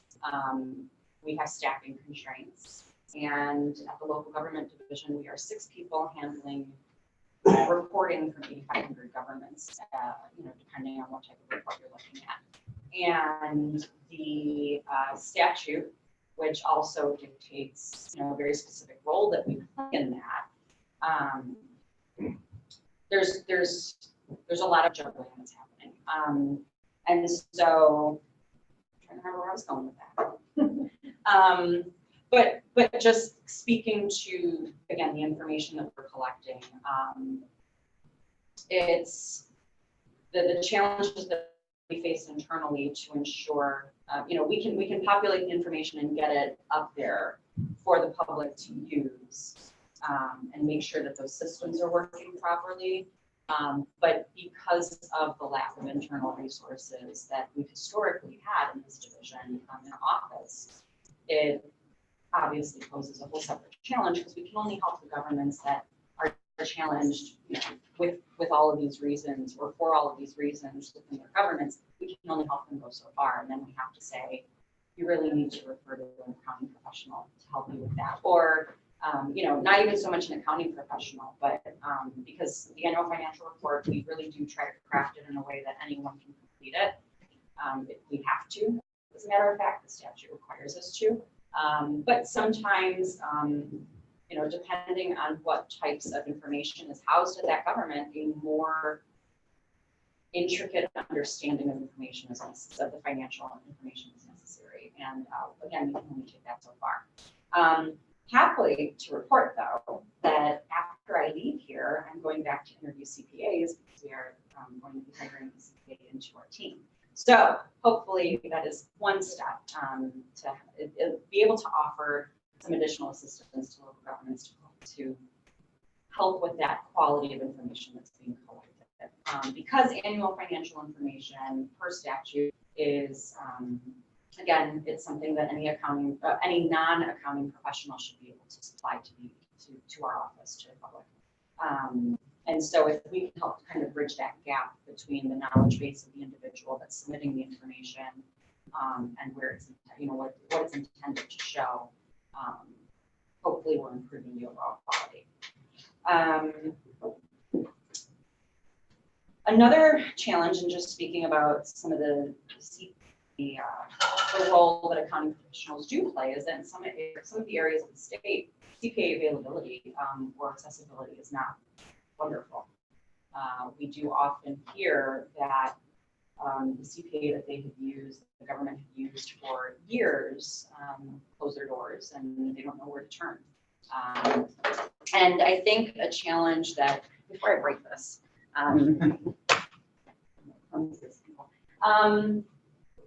so CPAs don't all have government financial background in government finances. And we find that CPAs that don't have that background are oftentimes still doing audit reports for governments, which I think, again, speaking to the quality of information that's collected, can really have a detrimental impact. There's something to be said for the role that CPAs oftentimes also play with governments, where a government sometimes gets shut out of what's happening with regards to their financial reporting to us, because they handed off the password information to their accounting professional and kind of left it up to them, and then they don't really know what's going on. And we're trying, one of the things that we're really trying to do right now with our work is to kind of reestablish the government as the keeper of their own information. But psychologically, that's challenging for the government user, especially when you get into the challenge that they don't necessarily have a great understanding of financial information. And so they want to be hands off. They don't want to touch it. They don't understand it. No, my accounting professional is going to do it. If you try to ask me a question, I'm not going to know the answer anyway. And so if nothing else, we're just making sure to keep them in the loop. We're making them the primary contact person. If you want to have your accounting professional on the line with you, wonderful. But you need to know what's happening with regards to your financial reporting. And that's something that is especially important in trying to get as many governments compliant with their reporting. Stepping away from the quality of information part of this, but at least getting some sort of reporting to us. And I recognize that bad information may be as good as no information, but if we're going to move the state from the local government perspective, from our division's perspective, in a positive direction, trying to get all governments to understand the importance of it, and that it's something to be taken seriously and something to be maintained in-house is one of our initiatives.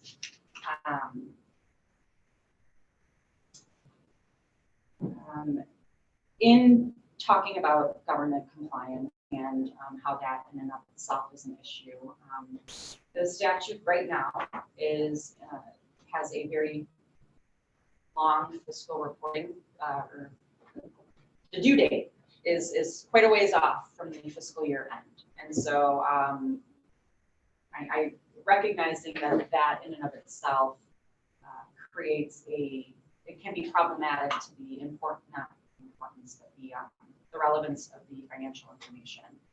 And so we're internally, we're doing as much as we can to get our programs launched earlier so that governments can report earlier if by chance they have their information rounded out, completed as early as possible. But in going after the non-compliance issues or the non-compliant governments, there's a very real challenge in the fact that the fiscal health of our state is not great. And the statutory mechanism that we have available to us is imposing fines and fees.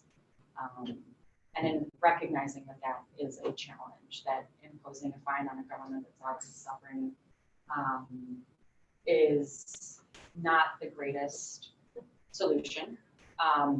We do recognize there's statutory, it's discretionary to our office. And so in identifying that it's discretionary or in recognizing it, we are, again, trying to work with governments as much as possible to just get them compliant. We've recently started what I've coined the compliance tour. That's just for my psychological benefit, but we've been going out and visiting the non-compliant governments, especially those that have been more gravely so, to see what additional assistance we can offer them. And you know, one of the things that we're finding is again, it's not knowing where to turn sometimes. And so we've had a lot of discussions with our local government advisory board and the members that are in to come up with some other tools and resources, and we've been crafting them over the last year or so. One of the things that we are looking to do some additional, very near future research on is making our interfaces a lot more user-friendly. And that lending itself to the annual financial report first and foremost. We recognize that it's a little bit antiquated in how it presents, and the amount of assistance that's even offered from a technical perspective in using it isn't always the greatest, or has not been the greatest. So we're going to be looking, just taking another look at our annual financial report, ensuring to bring it current, because it's been quite some time since we've done that, and just making it a bit more user-friendly so that hopefully governments feel more empowered when they're using it to know what they're doing with it. And in line with that, one of our website has actually recently undergone a bunch of changes. We're hoping the public believes it to be more user-friendly. There's a wealth more knowledge of information available just generally about the state agencies and such than what's historically presented. But the local government division's faction of the website is actually also going to be undergoing a change. Something that's further down the line as it relates to the presentation of local government information, but something where, again, discussions have at least initialized with our IT department, is we are hoping to get our warehouse in a state where it's essentially queryable by the public, to allow them to search for very specific parameters of things that were reported in the annual financial report, to hopefully be able to identify trends themselves, to be able to compare similar looking local governments to their own, to allow the average person to understand the information a bit better. Because we, again, while the annual financial report is meant to be, or is created in a way that does not absolutely require accounting professionals, if you are unfamiliar in all respects to government finances, it's not the easiest thing to navigate.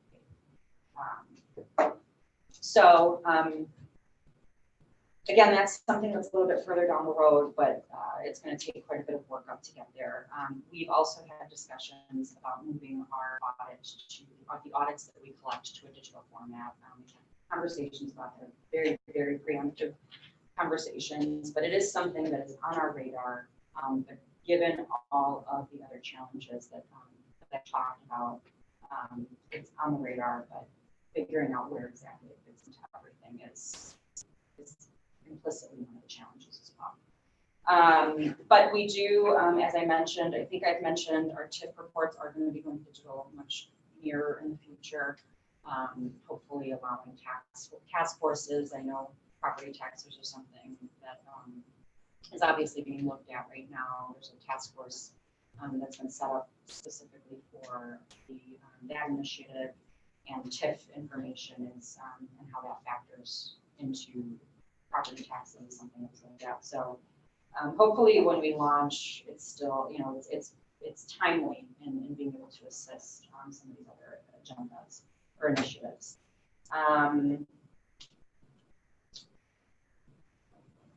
Yeah, I think I've touched upon everything I was hoping to touch upon, but I want to make sure that the information that I've provided or that I'm here to provide matches, you know, fits what you guys were looking for. So are there questions that I can help answer? Big gaping holes that I've left in some of the information you were hoping to get today? We can do 2 brief questions. Oh, sorry. I didn't even realize. I didn't realize. See, I love the sound of my own voice, but I forget sometimes that I can get carried away. These governments that you referred to earlier that are so technologically challenged, can you generalize about them? Essentially, I guess smaller governments in Southern Illinois is Generally, I'll say smaller, more rural, geographically located governments are the ones that have the greatest tech challenges. You know, we're also seeing not just that they're tech challenges. I mean, so there's tech challenges, there's, you know, financial information challenges, but in these smaller governments, a lot of times we're seeing part-time officials that are also out working in the field. And even just having the time or the time resource for themselves to be able to do that more in-depth in educational aspect of their new roles or their roles as challenging. Sorry. Could you talk a little bit about the contents of the AFR versus the audited financial report and what you see as the distinct value of each? So the annual financial report is something that essentially all local governments have to submit to us. So even if you, that is the reason, and this is speculation on my part, I'll just be completely honest, because I wasn't around when statute was written about this. But my speculation as to why the annual financial report is meant to be, that it has to be created by the controller's office in a way that doesn't require accounting professionals, is so that we get some insight to all local governments.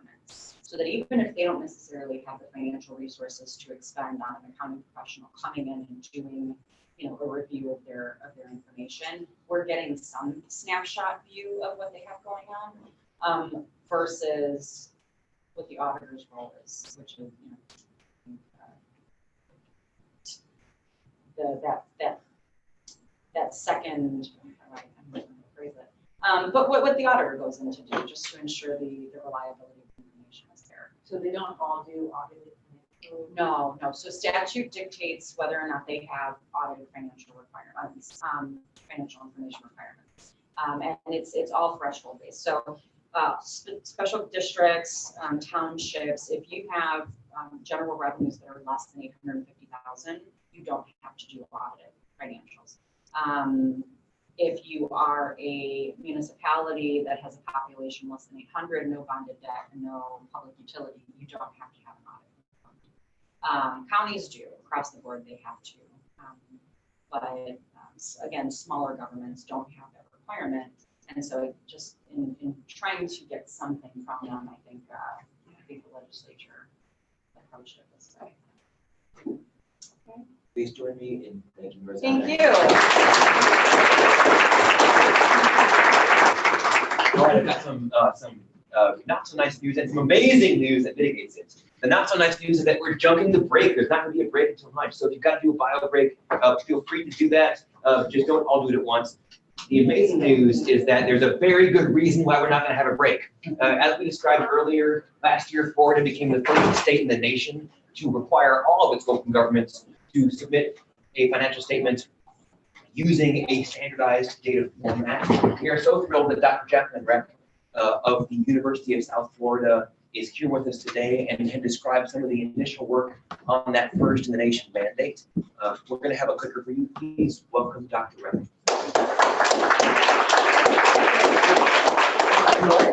Okay, I don't know if I can live up to that amazing part. But the first thing is, having Roseanne here talking about Illinois put me back in my very first job with government, I think, because I did exactly the same thing as she did in North Dakota. So the whole concept of rural and cash and shoeboxes and not having sufficient financial information for people who have the skill set to be able to understand everything they're doing, I can totally relate to.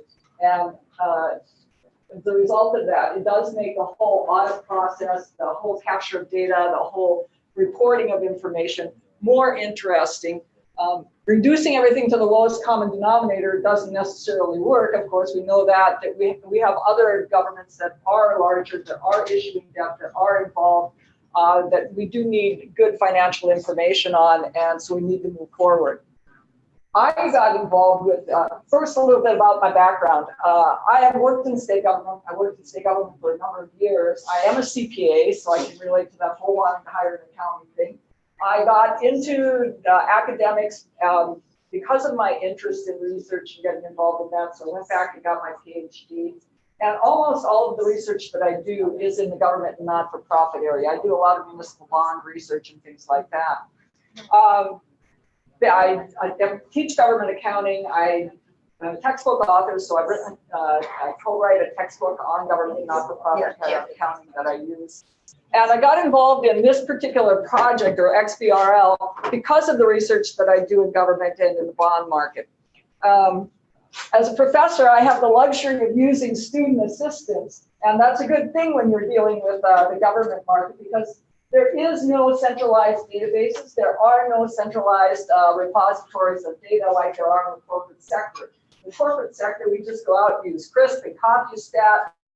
We download everything we want, we run our stats on it, and boom, we've got it. Got nothing like that in government where you can get statistics that are helpful. So as a result of that, you use, as a researcher, I use student assistants, and they go out and manually extract data from CAFR reports and put them in spreadsheets.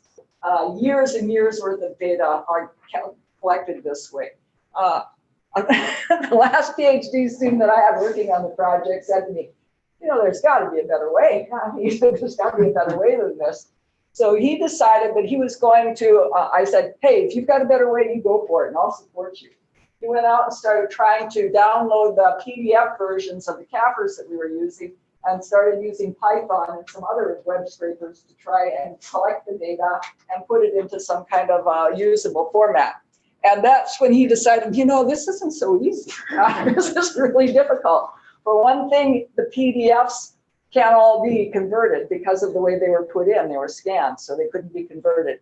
For another thing, the terminology and the complexity of government financial reports made it a lot more difficult for him. So he said, you know, we really need to help work on the taxonomy. So I said, sure. And that's how this whole thing developed, was working with my student. He is now a professor at Lehigh University. This is a presentation we did. When Shannon said she wanted me to show something, I just pulled this out. So that's what you're getting, is our presentation that we did at another university. Let's see, this is going, which way? There, whoops, other direction. Is it advancing? No. Well, I don't know which button to push. Oh, wow. I've been having a lot of problems with the screen, so.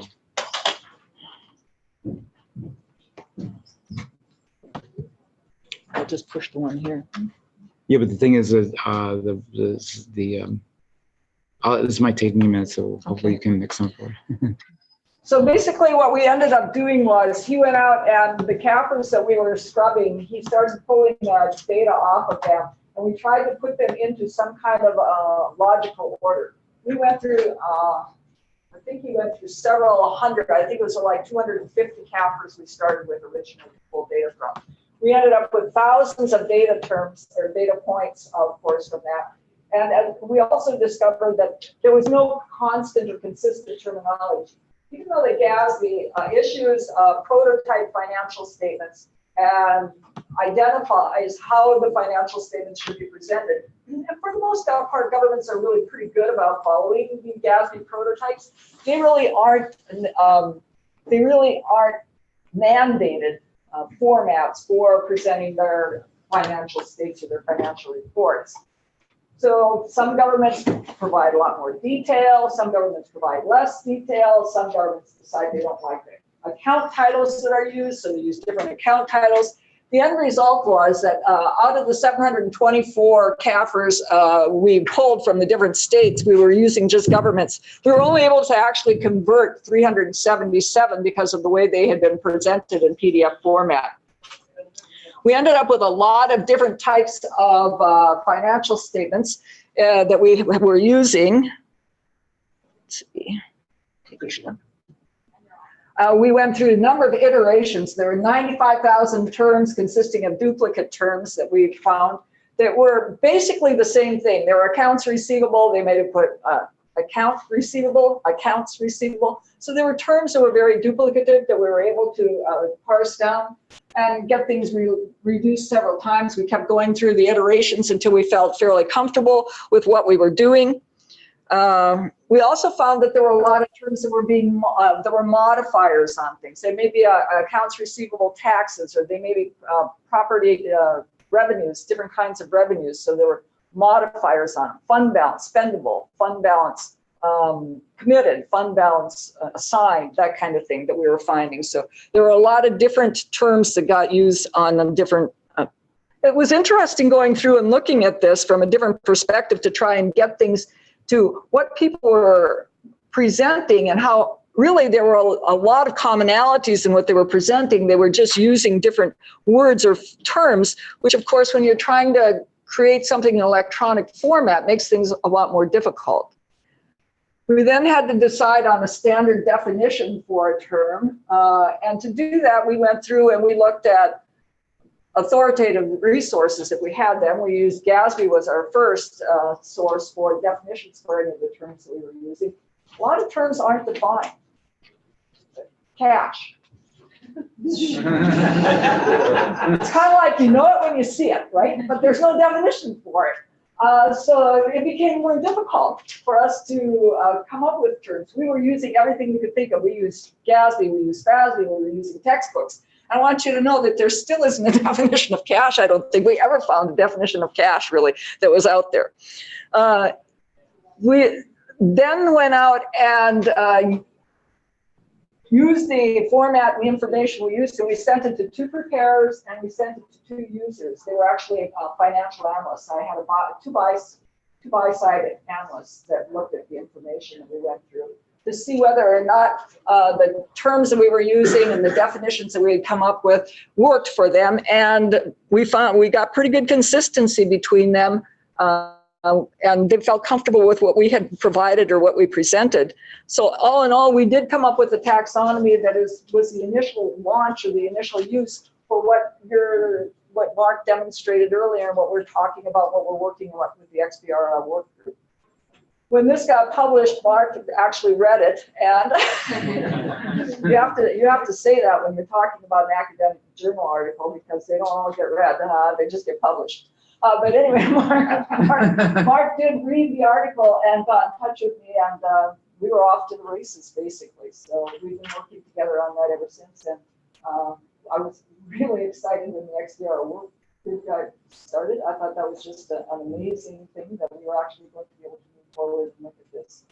I know it has challenges, and we will have challenges, but you know, everything does have challenges. There's nothing that is worthwhile doing that's easy, that's for sure. And I'm happy to see that we are making progress and that there are governments that are looking at this. I'm really glad to see the federal government looking at it. And it's not maybe this taxonomy in particular, the whole electronic reporting thing. Because I do believe that having some kind of common repository for electronic data so that it is more usable and accessible to users is really very important. I mean, we're moving to an electronic age. Governments don't tend to be leaders, they tend to be followers in most of these things for good reason. I worked in government long enough and I still do. In fact, I'm a in my role at the University of South Florida, I'm also an associate dean financial management, which means I've got the budget for the college. So I do understand fiscal challenges. I do understand what it means that there are not always the resources available to necessarily move into the age of electronics that we would like to. But we still have to try and get to that place, I think, where we're providing information that is accessible and useful to the taxpayers and everybody else that's investing in us as governments. So that's kind of the story behind the story that has worked for Mark and I and how we got hooked up and started working together on XBRL. Happy to talk to anybody about anything related to financial reporting or XBRL or any of the other areas. I don't want to take up any more time than that, staying right on the clock, 15 minutes. So that's one of the advantages of being a professor. They walk out the door when things are over. So thank you very much. Thanks so much, Dr. Beck. It's very clear that this fundamental challenge of taking diverse financial reporting and figuring out the taxonomy, that is crucial because once that taxonomy has been figured out, then mandates like the one that Florida has passed and the one that California has passed, and mandates like the ones that we're considering at the federal level will have a much easier time. It'll be easier for the software providers to use those taxonomies developed by leaders like Dr. Beck to plug right into their accounting software so that the municipal governments are able to take on the challenge of moving from document-based reporting to individualized data fields with a minimum of stress and a minimum of challenge. We're excited next to welcome two speakers from the Center for Governmental Studies, our host today. I'd like to introduce Dr. Roman Walzer. He's a senior research scholar in the NIU Center for Governmental Studies. He led a research team that provided background analyses for the governor's task force on government consolidation and unfunded mandates, one of our favorite topics in municipal finance. Dr. Walzer publishes regularly in academic and professional outlets from local public finance, economic development, and community change issues. Before starting at the NIU Center for Governmental Studies, Dr. Walzer started and managed the Illinois Institute for Rural Affairs, which is located at Western Illinois University. He received the prestigious Illinois Municipal League's 2019 Lifetime of Service Award. Congratulations to Dr. Walzer.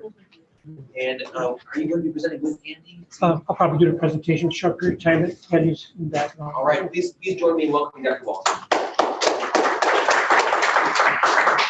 Thank you very much. Andy Malki is in the back there. He's basically done most of the work on the actual LEAD program.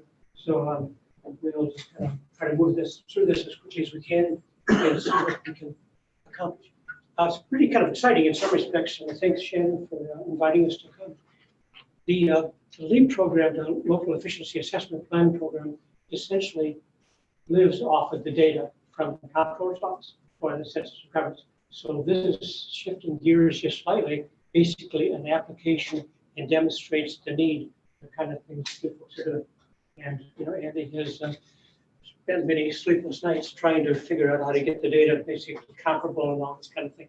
So this is really an application of the kind of things that you're doing.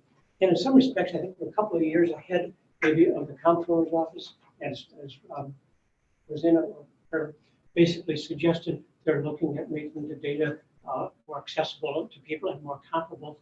And this clearly would be a case of we're trying to do that now. And hopefully in a few years, it won't be as hard. So, okay, let's run through this and you can ask questions during lunch if you want. Just a few things we wanted to talk about.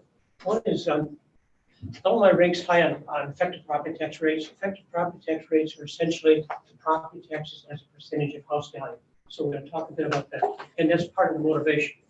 We're expecting some serious population declines, especially in the rural counties. And we'll talk more about that. The fastest growing population are elderly. The elderly tend to do things like qualify for tax benefits, homestead exemptions. They tend to need different services. So there's basically some changes coming here for local governments.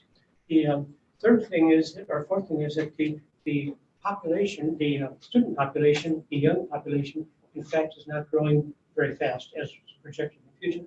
So we're going to have some shifts between maybe unused capacity at that level and a greater need at another level. And then the final thing is that the small populations are going to mean higher property taxes per capita, unless in fact we find more efficient ways to do it. So what we're really all about is, can we find some more efficiencies? And the local efficiency assessment plan is something that we designed that can be used by local groups of residents and local officials, whoever, to basically work through this. Okay, so start the discussion here. You can see the population projections that are expected. These are the Department of Public Health, but these areas down in here, over in here, are looking at some pretty serious declines. And we've got some counties, for example, that one comes to mind is less than 15,000 population, expected to lose about 17% of its population between 2015 and 2025. And these are population cohort survival kind of approaches that public health uses. So they're pretty serious. They're not just, swag somewhere. So basically, we're looking at this area, this area, this area, and the white is basically a decrease of less than 5%. So you can see what's likely to come on the horizon. And this is not 2050. This is like 2025. All right. So we're talking about in a couple of days. Okay. So then, basically, if you look at population projections across the state, there's a couple of kind of salient things. First is the baby boom population, silent generation. So you're seeing the gains here, and you're seeing losses. This is the working age population in the future. So you're likely in many places to have fewer working people. You're going to have a bunch of people who are going to need additional services, also qualify for tax benefits. We'll probably spend less in retirement, so there are sales taxes. So you can go down the line in terms of what happens. And if in fact you have smaller populations, you get less state income tax as a sharing program. So essentially, this is what we're looking at. Now, in addition to that, between 2012 and 2016, Illinois basically had an increase in local government operating costs per capita in constant dollars of 6%. Other states were substantially less. So we've got some rising costs in Illinois, plus some of the other population things we just talked about.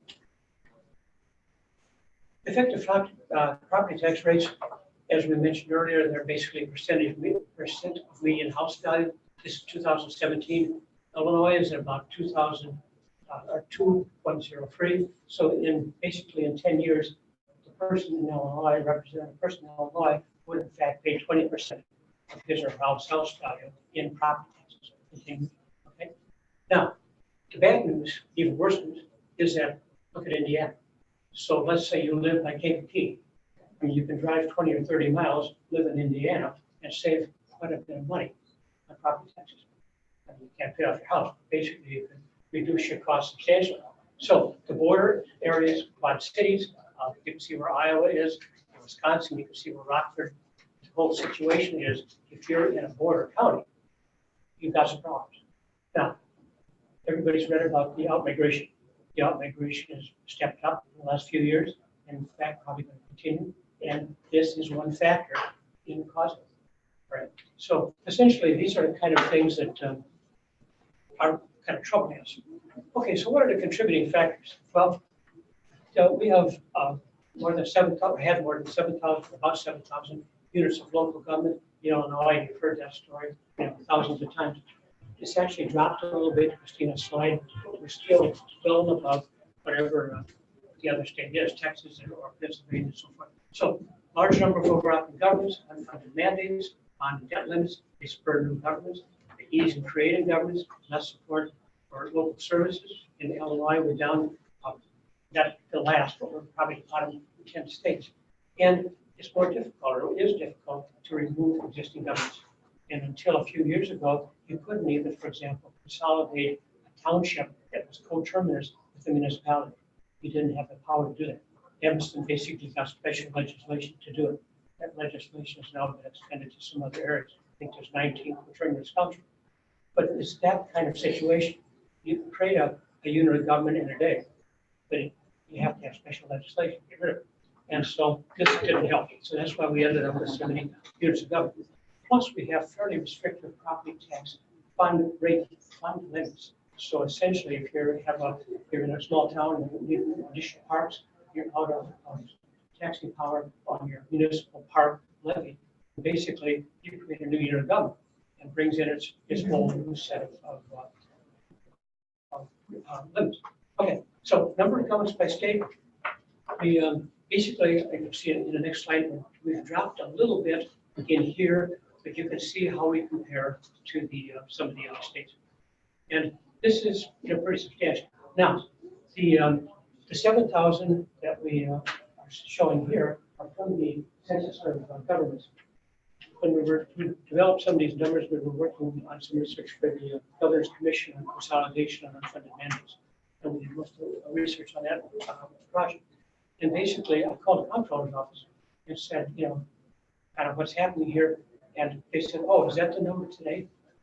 Last week, an attorney called us and was working with the park district or something. We didn't know about it. So we sent her a form to fill out. And she was correct. It's not criticism on the comptroller's office. People don't report. I'm working with a small town now on an economic development project. This town of about 1,000 people hasn't reported for 3 years in financial data. So I can't compare what was going on in the community. So their estimate is, or just was as about a year ago, about 8,500 years ago in Illinois, not to 6,900. All right, now, another point is that this number gets brought up all the time. Everybody says, well, we have 7,000 years ago. But I think it's also important to look at the number of governments per 10,000 residents. And if you look there, we're at 5.45, but Iowa, because it has a smaller, more rural area, there's a threshold size to providing government services. So a sheriff's office with 1 or 2 people can serve 1,000 people or 5,000 people, basically. So when you have small units of government, you're likely to end up with higher ratios. The difficulty, though, in Illinois is that because of the population declines, what is happening is that we have, let's say, a municipality or a county that may have been 10 or 15,000 back in its heyday. And I've forgotten the number now, but there's, I want to say 40 or so counties that had the highest population in 1900. So I mean, we're talking about serious decline. Well, if you go from 10,000 population to now 5, you don't automatically reduce the number of governments. Okay? It's sticky going down, right? For the reasons I'm talking. So as a result, I think most of us in the room could design a county with a 5,000 population. Maybe 1 county government, 1 municipality, maybe a school district, something like that. But if it was a 1.15,000 and is now 5 over 100 years, everything's still there. So this is kind of one of the issues that they're struggling with. Okay, the types of governments in Illinois. Essentially, there's 102 counties, We've had some change in the last 5 years, or 2012 and 2017. We've dumped about 15 special districts. We're looking now, as soon as the data come out, whether or not it's been just a decrease or whether there's been some churning. And we don't know yet what's actually going on there. School districts were down about 19, and there's a good push in the state level to try to get rid of some of these schools, consolidate some of the school districts. So we're in a situation, we look ahead, there's going to be fewer people, they're probably going to spend less. The home values are probably not going to be rising very fast because there's excess capacity in housing in these areas as they have out migration. Property tax base is not going to increase nearly as much as you hope. So what are we going to do? Well, you look at this and your property taxes are rising and people get concerned. And you got really 2 approaches. The first approach is to go walk in the front door and say, we're going to get rid of townships. Good luck. Okay. Not only good luck, back out of the room. So basically, we've kind of touched base with a couple of these situations. I mean, nails behind tires, seriously, in these kinds of situations is a serious business for a lot of folks. So going in on some Tuesday night and saying, let's do a cost cutting analysis and find out that we're going to eliminate a bunch of governments probably isn't going to work very well, very fast, or so it's going to be painful. The approach that Ed and I came up with was, said, let's look at more of an intermediate planning routine. And let's not talk about 2050, but let's talk about 2025. And let's say what are things going to look like in 2025? What are your revenues going to look like? What are your expenditures going to have to be in order to meet the different population characteristics? Take a look at those numbers and then say, okay, and this is a group of people, we call it the local efficiency assessment.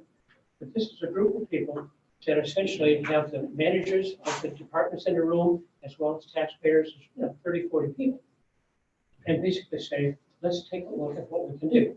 And so that's the process that we suggested.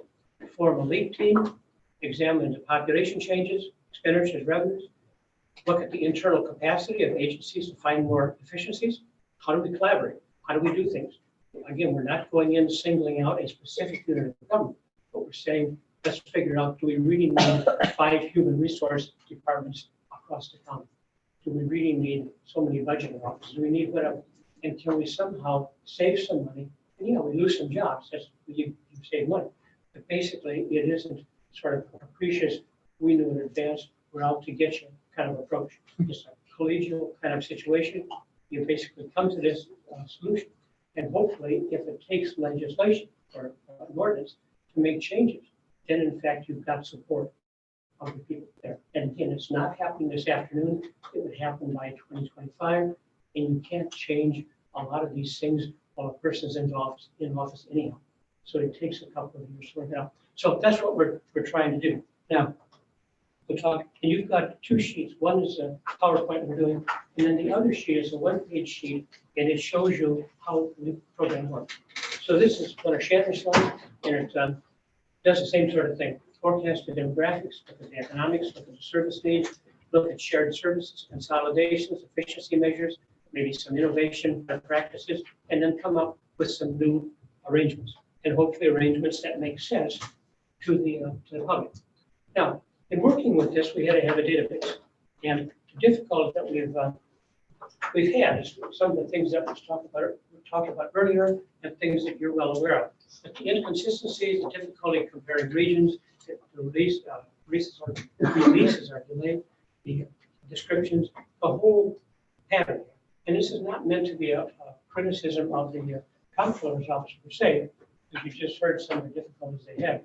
About 30 years ago, I was on the advisory committee for Lolita Dietrichson, when she was comptroller, and we had the same issues then. We griped the same way. So that's been a long time. But basically, you can see the kind of things that are serious. School districts and community colleges, their pension obligations, they're exporting from the warehouse data to the spreadsheets. All of these things are things that are very difficult to deal with. So essentially, the process is forecast, fewer residents are going to be expected, declining number of jobs, so forth. We're suggesting, and we have a guidebook for this, that we're suggesting that if in fact you need more expertise at the lower level, as the comptroller's office person said, there's Forecast 5 analytics. There's a bunch of people out there who can do this sort of stuff. Some are expensive, some aren't. So, but it isn't that you have to somehow get this done in turn. The other thing that's nice about this is that it's free, in the sense that there's no charge to logging into this database. It has a database and a guidebook, all electronic. Anybody can log into it. Anybody can play with it. You don't enter any of their own numbers into it. It's just they go into it and say, okay, here's our unit of government. Here's what we're doing. Let's look at 3 others or 4 other units of government of a similar size, and let's see what they're doing. Or let's say we're looking at education. We say, gee, we've heard that there's a high in Illinois. We spend about $500 per pupil on administration. So let's look at our percentage of administration costs in our area versus other places. So that sort of stuff. This is, Andy put it on a Power BI kind of program, which makes it kind of a very nice, easy to use Excel type of format on the internet. So you're looking at the resources, you're looking at local arrangements, and then you're anticipating the service costs and needs, and you're designing this local strategy. And here's where the rub comes in. Can you actually, with this group of 20 or 30 people in the county, charged with finding a solution, can you come up with something that makes sense over the next 3 to 5 years? And in fact, what results will it generate? If you can get to that point, if the local governments can get to that point, then in fact, it makes sense. But again, they may do this process and decide, hey, we love paying property taxes. Let's just stay. Just the point is that if in fact they want to somehow reduce the property taxes or make changes, this is the way to do it. So one way to do it. Then the other thing that we have in the guidebook is with the governor's task force on consolidation, there was a bunch of legislation passed enabling people to consolidate and do various things. There's still more that needs to be done. We have put that in the appendix. So basically, we tried to keep that up to date as of a year or so ago. So if you decide, yeah, we need to combine these three governments, and you didn't have the authority, or didn't think you had the authority, hopefully you have it now. You may still may not have the authority, but basically that's what it is. So it's interesting, that's available. This is the place to go. You can access it. Again, there's no cost. When people use it, we basically, if they call us and say, well, it'd be really nice to know this, Andy tries to do whatever we can to do it. So it's an organic kind of process. We're trying to keep going. He's putting in the 2017 census government information now. I think it's separate to 2016. 2017. 17. Yeah. But no, but the comptroller's office is 2016 or 17. 2017, not formally out there now. Okay, so we'll basically keep working with that, and as the comptroller comes out each year, we'll update that as well. So we're trying to keep it as best current as we can. The user guide is available here. It has some screenshots. You have some in your handout. So again, anybody can access it. And did I make it very close? Huh? Bit. So basically, that's where we are over lunch. If you want to ask Andrew or raise some questions, we'd be happy to help you out.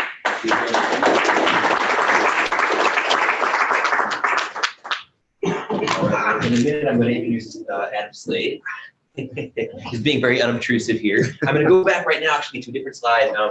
Just think about the limitations of the comptroller data, for instance, and then overlay what you heard at the beginning of today about the opportunity to adopt a standardized data format that individually identifies every item in the municipal financial statement.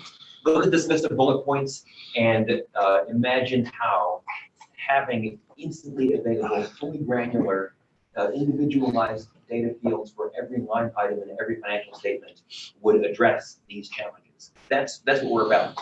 That's what we are after today.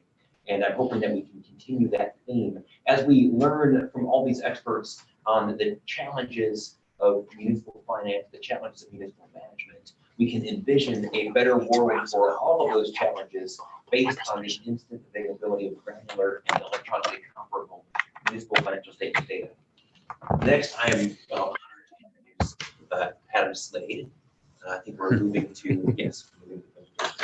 Adam joined the Metropolitan Planning Council in August 2018 as an associate, supporting the Metropolitan Planning Council's effective government program with his government management background and consulting experience. Adam conducts research, provides technical assistance into units of government, and advocates for policy change. I'm excited to hear about some of those policy changes. Adam is particularly focused on financial management, governing process improvement, performance measurement, and on issues of equity and public policy. Before he joined the Metropolitan Planning Council, Adam was a senior consultant for the Government Finance Officers Association, where he worked with a variety of governments, including city, county, and state government organizations during their financial business process analysis and transformation. You okay with that? Adam has also worked in various roles on the technology side of financial software implementations for governments. He is a PhD student in public administration at the University of Illinois in Chicago and has already received a master's degree in public policy and administration from Northwestern University and a master's degree in education from Lesley University. So I would have to say, even though this is a highly educated group, we might have a record here with the speaker. And we also, but many of us in this room are experts in technology and the data, or experts in the substance, the finance. Very rarely do these things coincide in one person, and that's what we have next. Please join me in welcoming Adam Slade. I do apologize. I'm going to take a seat. I have a medial meniscus tear, and apparently I kind of ruptured it a little bit on that step. So no workers' comp, so no worries. So this is a long time injury. Thank you for inviting me, Shannon and NIU. I'm happy to be here to talk about government. Really what my role here is to talk about the implementation side of some of these effective governance practices that we've been talking about that Dr. Walzer has outlined. So some of what I will introduce is duplicative, but I will apply it to Northeast Illinois very specifically and can outline some of the things that we're trying to do on the advocacy side of the work. So as Dr. Walzer said, Illinois has a lot of different units of government per 10,000 residents. So literally we're operating on the same understandings of how we're ineffectively governing in Illinois. But really specifically, Northeast Illinois has about 1,200 units of government. And so what does that actually mean? Do we have 1,200 cities? Do we have, like, what are the units of government? So to take a local example, the layers of government in DuPage County are variable throughout the county. And they can be, it's the county at large, it can be school districts, it can be cities, villages, towns, it can be lighting districts, mosquito abatement districts. And so when we're comparing numbers, we have to keep in mind the geography and some of the regional accommodations that we have to make in terms of how our economics actually functions in the real world. So luckily Naperville is on the lower end here of units of government, but as you get closer to Wheaton, the units of government rise. And there are a lot of different reasons for this historically in Illinois, some of which are as the region expanded, you're ad hocly creating units of government to accommodating service needs changes. Some of the districts may have been formed in response to PTEL legislation, which limits the amount of property tax that you can levy. And so if you still need a service, what is a local government to do? You create a new unit of government with taxing authority. So there are a lot of different ways to look at how governance structure impacts our financial health and the effectiveness of our service. And so Christopher Berry at University of Chicago did a study to see if taxing bodies were correlated with higher costs or higher property taxes. And he found a correlation over 30 years of data. This is the data from DuPage County very specifically. And you can see there's a correlation with the increasing number of units of government and the property value at the median level in DuPage County. And so the property taxes really do rise. This is a correlation, not causation, though, so we have to be careful. But we just want to conceptualize from a policy perspective. Okay, so we say we have too many units of government. Is there a cost? There seems to be somewhat of a cost. This does not actually reflect service level changes, though, with these different units of government. So we need to do a little bit more digging. So thinking about taxing bodies, I took a few liberties in this graphic. So we look at the context with which any municipal government is situated. And I put region in here, even though like CMAP is more of an intergovernmental transferred invested entity. But we are situated within our federalist structure. And in Chicago, we have CPS, we have the community college district. I put special districts in here because they have administrative costs associated with them, especially like TIF districts, where you're creating bond financing and you have the transaction costs with the legal department and such. So I just put that in here. We also have Chicago Park District, Public Library, and some regional transit agencies. So all these taxing bodies are making up a lot of the taxation that we pay in property taxes and in other forms of taxation. But if we go out further, I got out of DuPage County so no one hates me here. Palatine, they have even more units of government. And so when we look at the sheer number of units of government and each of these bodies, they typically have administrative functions. So we have 9 or 10 different administrative functions in Palatine as compared to 5 or 6 in Chicago. So when we talk about, is this effective, is this efficient, Chicago is bigger than Palatine. And so economies of scale become a specific issue that we would like to deal with when thinking about how best we can effectively spend our tax dollars.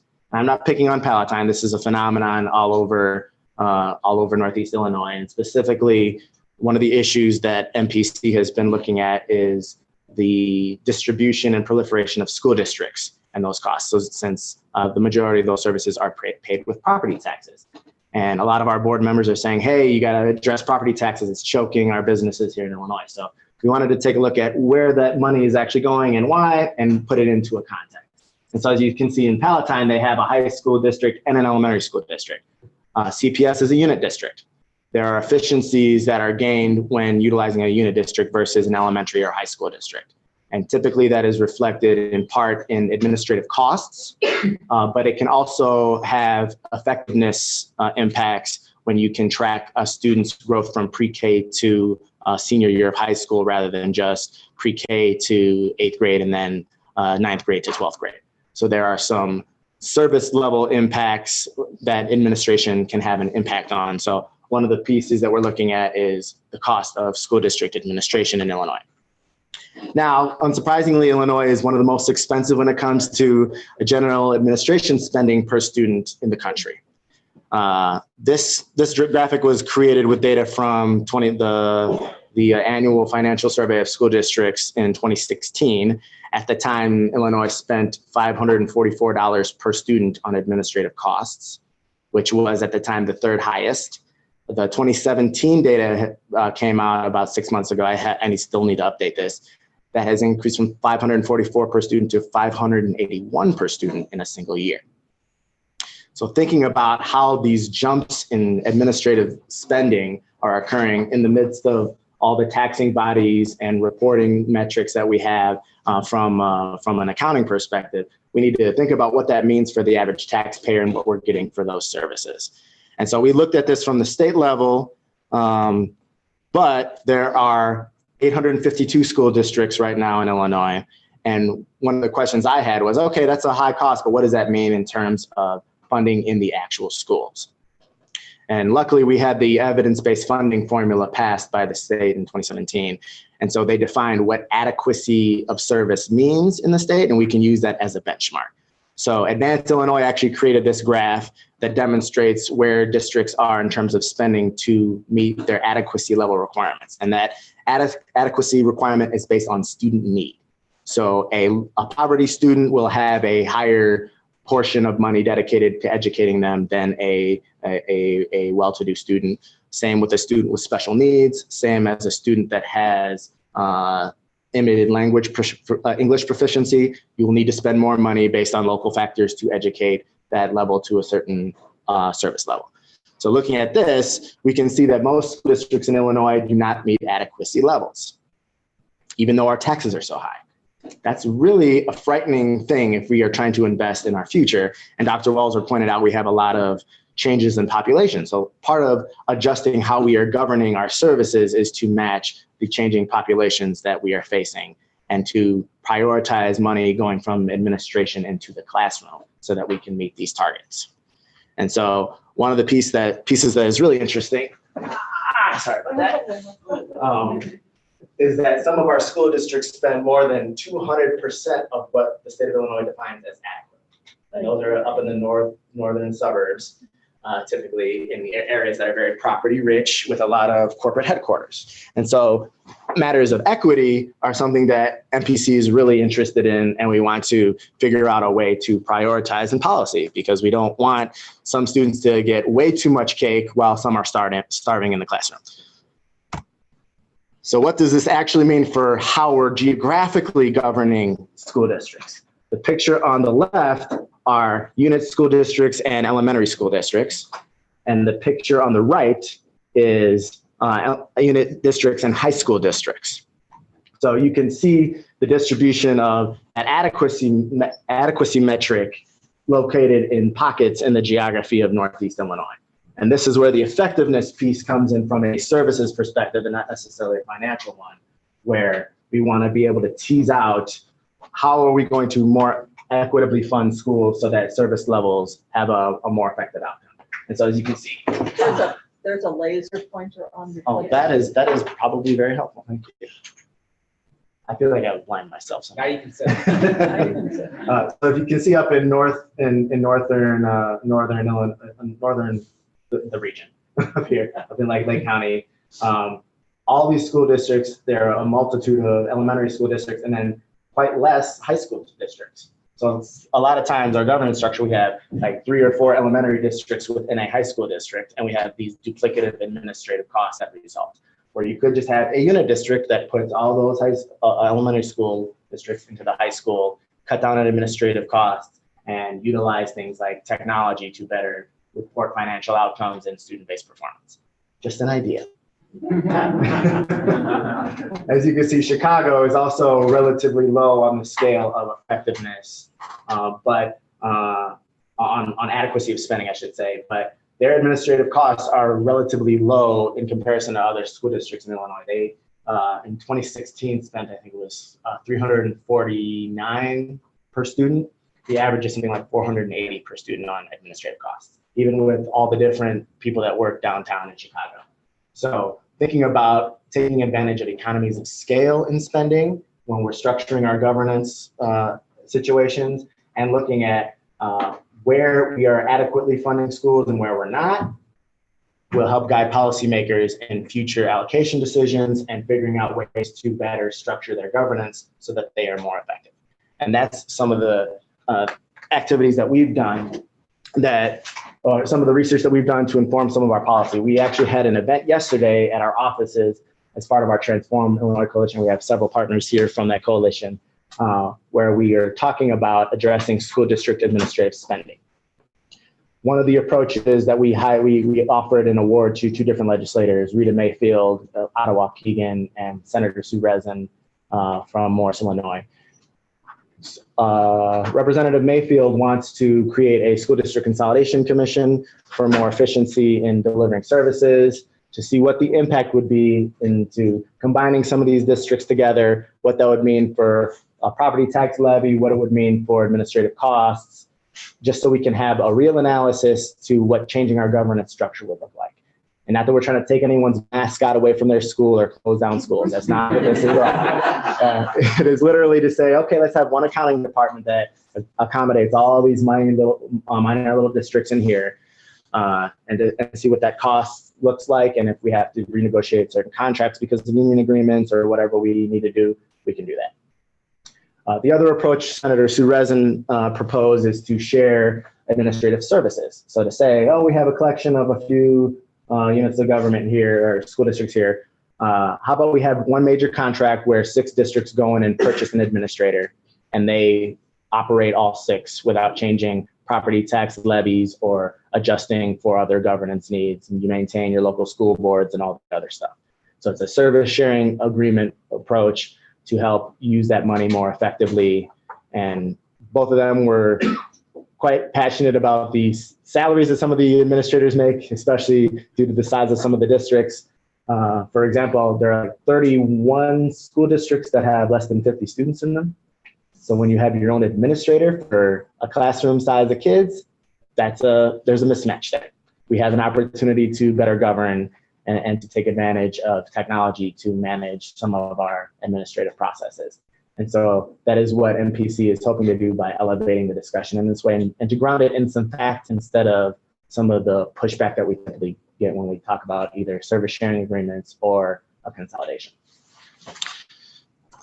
So one thing, I would be remiss if I didn't talk about property taxes briefly. We saw which areas of the region have a benefit of adequacy levels of spending in education. And those same areas also have very low effective property tax rates. Even though they typically pay more in taxes as a share of income, they still pay less than most of the region. And the areas that were underinvested, especially in the south suburbs, they have very high effective tax rates. And this is residential and this is commercial here. And so the deep blue is 10% or greater effective property tax rate. So Dr. Walzer talked about the 2.1% statewide. There are a lot of localized differences and effects that impact the equity of taxation and also the delivery of the services. And so if we're expecting our kids to perform at a certain level, we have to invest in them, and we're not. It's a foundational problem in Illinois. And we think, oh, high property taxes are driving people out of Illinois. Well, we actually see a lot of movement, out-migration of Black residents from South Chicago and the south suburbs because they have the most effectively high tax rate and they have less quality of service. The wealthy, based on the last increase in taxes, they did not move out of Chicago and the region. A lot of times they might move to Florida after retiring, but that's a phenomenon that is present in the Midwest and Northeast of the country that is not particular to Chicago or the region. So we have to be careful about how we're designing policies in order to get to more equitable and effective outcomes. So some solutions, woohoo! What can we do about all this craziness? There's this shared services continuum put out in a book by the Government Finance Officers Association several years ago. So it's still in black and white, no great graphics. But there's a continuum of ways that we can more effectively govern for more effective outcomes. And I kind of alluded to them with the two different bills that we are supporting through our Transform Illinois Coalition. You have the minimal integration side, which is more around sharing information and joint contracting, to governance structure change. And so it's this dichotomy that we would like to look at to right-size government, just like Dr. Walzer said, for changing population needs and for availability of resources, and to indicate to the state where they might need to intervene a little bit if service levels are at a point that are not sustainable or do not provide the outcomes that are expected of those local units of government, and to figure out where we need to invest regionally instead of relying on intergovernmental competition to decide how our economics evolve in this part of the country.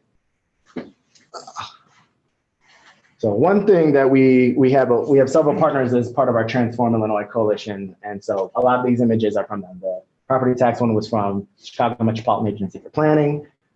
This graphic is based on a survey done by the Metropolitan Mayor's Caucus, and they put out a survey to see what services are being shared on that minimal side of the equation. A lot of them are joint dispatching services for emergency calls. You don't need a call center in every town, so that's a technological achievement that can help distribute where emergency services are needed. And we also see that some higher performing and more invested communities sometimes supplement passively lower income communities as well. So if a fire occurs in Bensonville and one of their neighbors just doesn't have the same amount of resource, they might send a fire truck their way, depending on if they have availability. So we see some informal service sharing based on need when there's a good relationship in the region. But there are several different services we can do. We can contract for shared police, fire, public works operations, code and health enforcement, waste management, just a whole gamut. And one of the things MPC is trying to do specifically is to look and figure out how we can convene groups in the region to engage in some of these more effective practices. One, because a lot of governments don't have the capacity to do more sophisticated procurement because they can barely do AFR or financial reports in the first place. So let alone going through a more robust RFP process is difficult. So we're trying to provide some technical assistance for them and to get them all on board on that so they can see some cost savings and have more effective services. And also we would like to, we don't talk about it as much, but we'd like to see more consolidation of duplicative units of government and elimination of single purpose units of government like lighting districts and mosquito abatement districts. We think that consolidation would make things a little bit more transparent to the average citizen, because when they see their property tax bill, where do they go? They go to their city and say, why are my taxes so high? And then they go, well, the levy is mostly going to school districts, so you need to go yell at your school. And the citizens don't know how to necessarily tease out who they should be mad at. But we also need to ground it in what are you investing in and why. And if we're better at explaining that through financial reporting and access to information and some brave elected leaders that are not afraid to tell the truth, then we can actually get more buy-in and more investment, and people wouldn't be so skeptical of government. We can also do things like coordinated land use. Coordinated land use as a planning organization. We're all about planning and making sure that all the services that we do regionally are effective. Clarity of authority, so not yelling at your city when it's the school district taking most of your property taxes, and reducing intergovernmental competition and increasing coordination because you have to do the government structure instead of voluntarily. Both of these things kind of go hand in hand. So yeah, that is some of the obstacles we've been really seeing. The opposition of office holders is huge. I testified recently at the Property Tax Relief Task Force, and we were advocating for exploring consolidation of school districts, and all of the unions members came, the Federation of Teachers, everybody said, well, we're already doing that, and ISB has a process for doing that. And I go, yeah, but it takes the administrators to initiate it, and they don't want to necessarily restructure their government and get rid of their job. So that's a big hurdle. Unwillingness of sharing property tax bases with less affluent communities is huge, but what are the impacts to our kids? That's the other question we don't typically ask. People like what they have and want to hold on to it. I get that. I was a school teacher as well, so I want my school to be invested in 100%. But if we're more than 200% above adequacy, we need to think about how we're spending our money.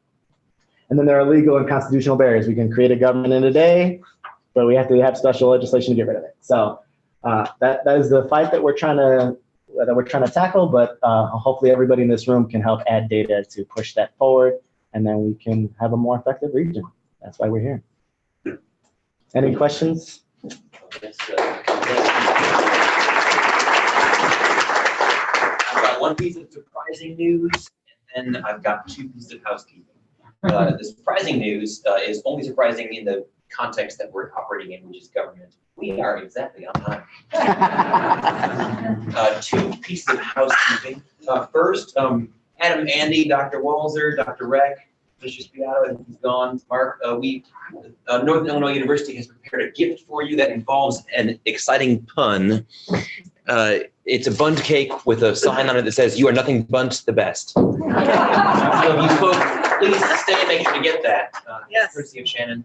The other piece of housekeeping is that lunch is being served in room 105, which is written on the board in small lettering over here. So look at that and then use that to direct yourself to your food. We're going to convene back in here at 1 p.m. sharp. See you then.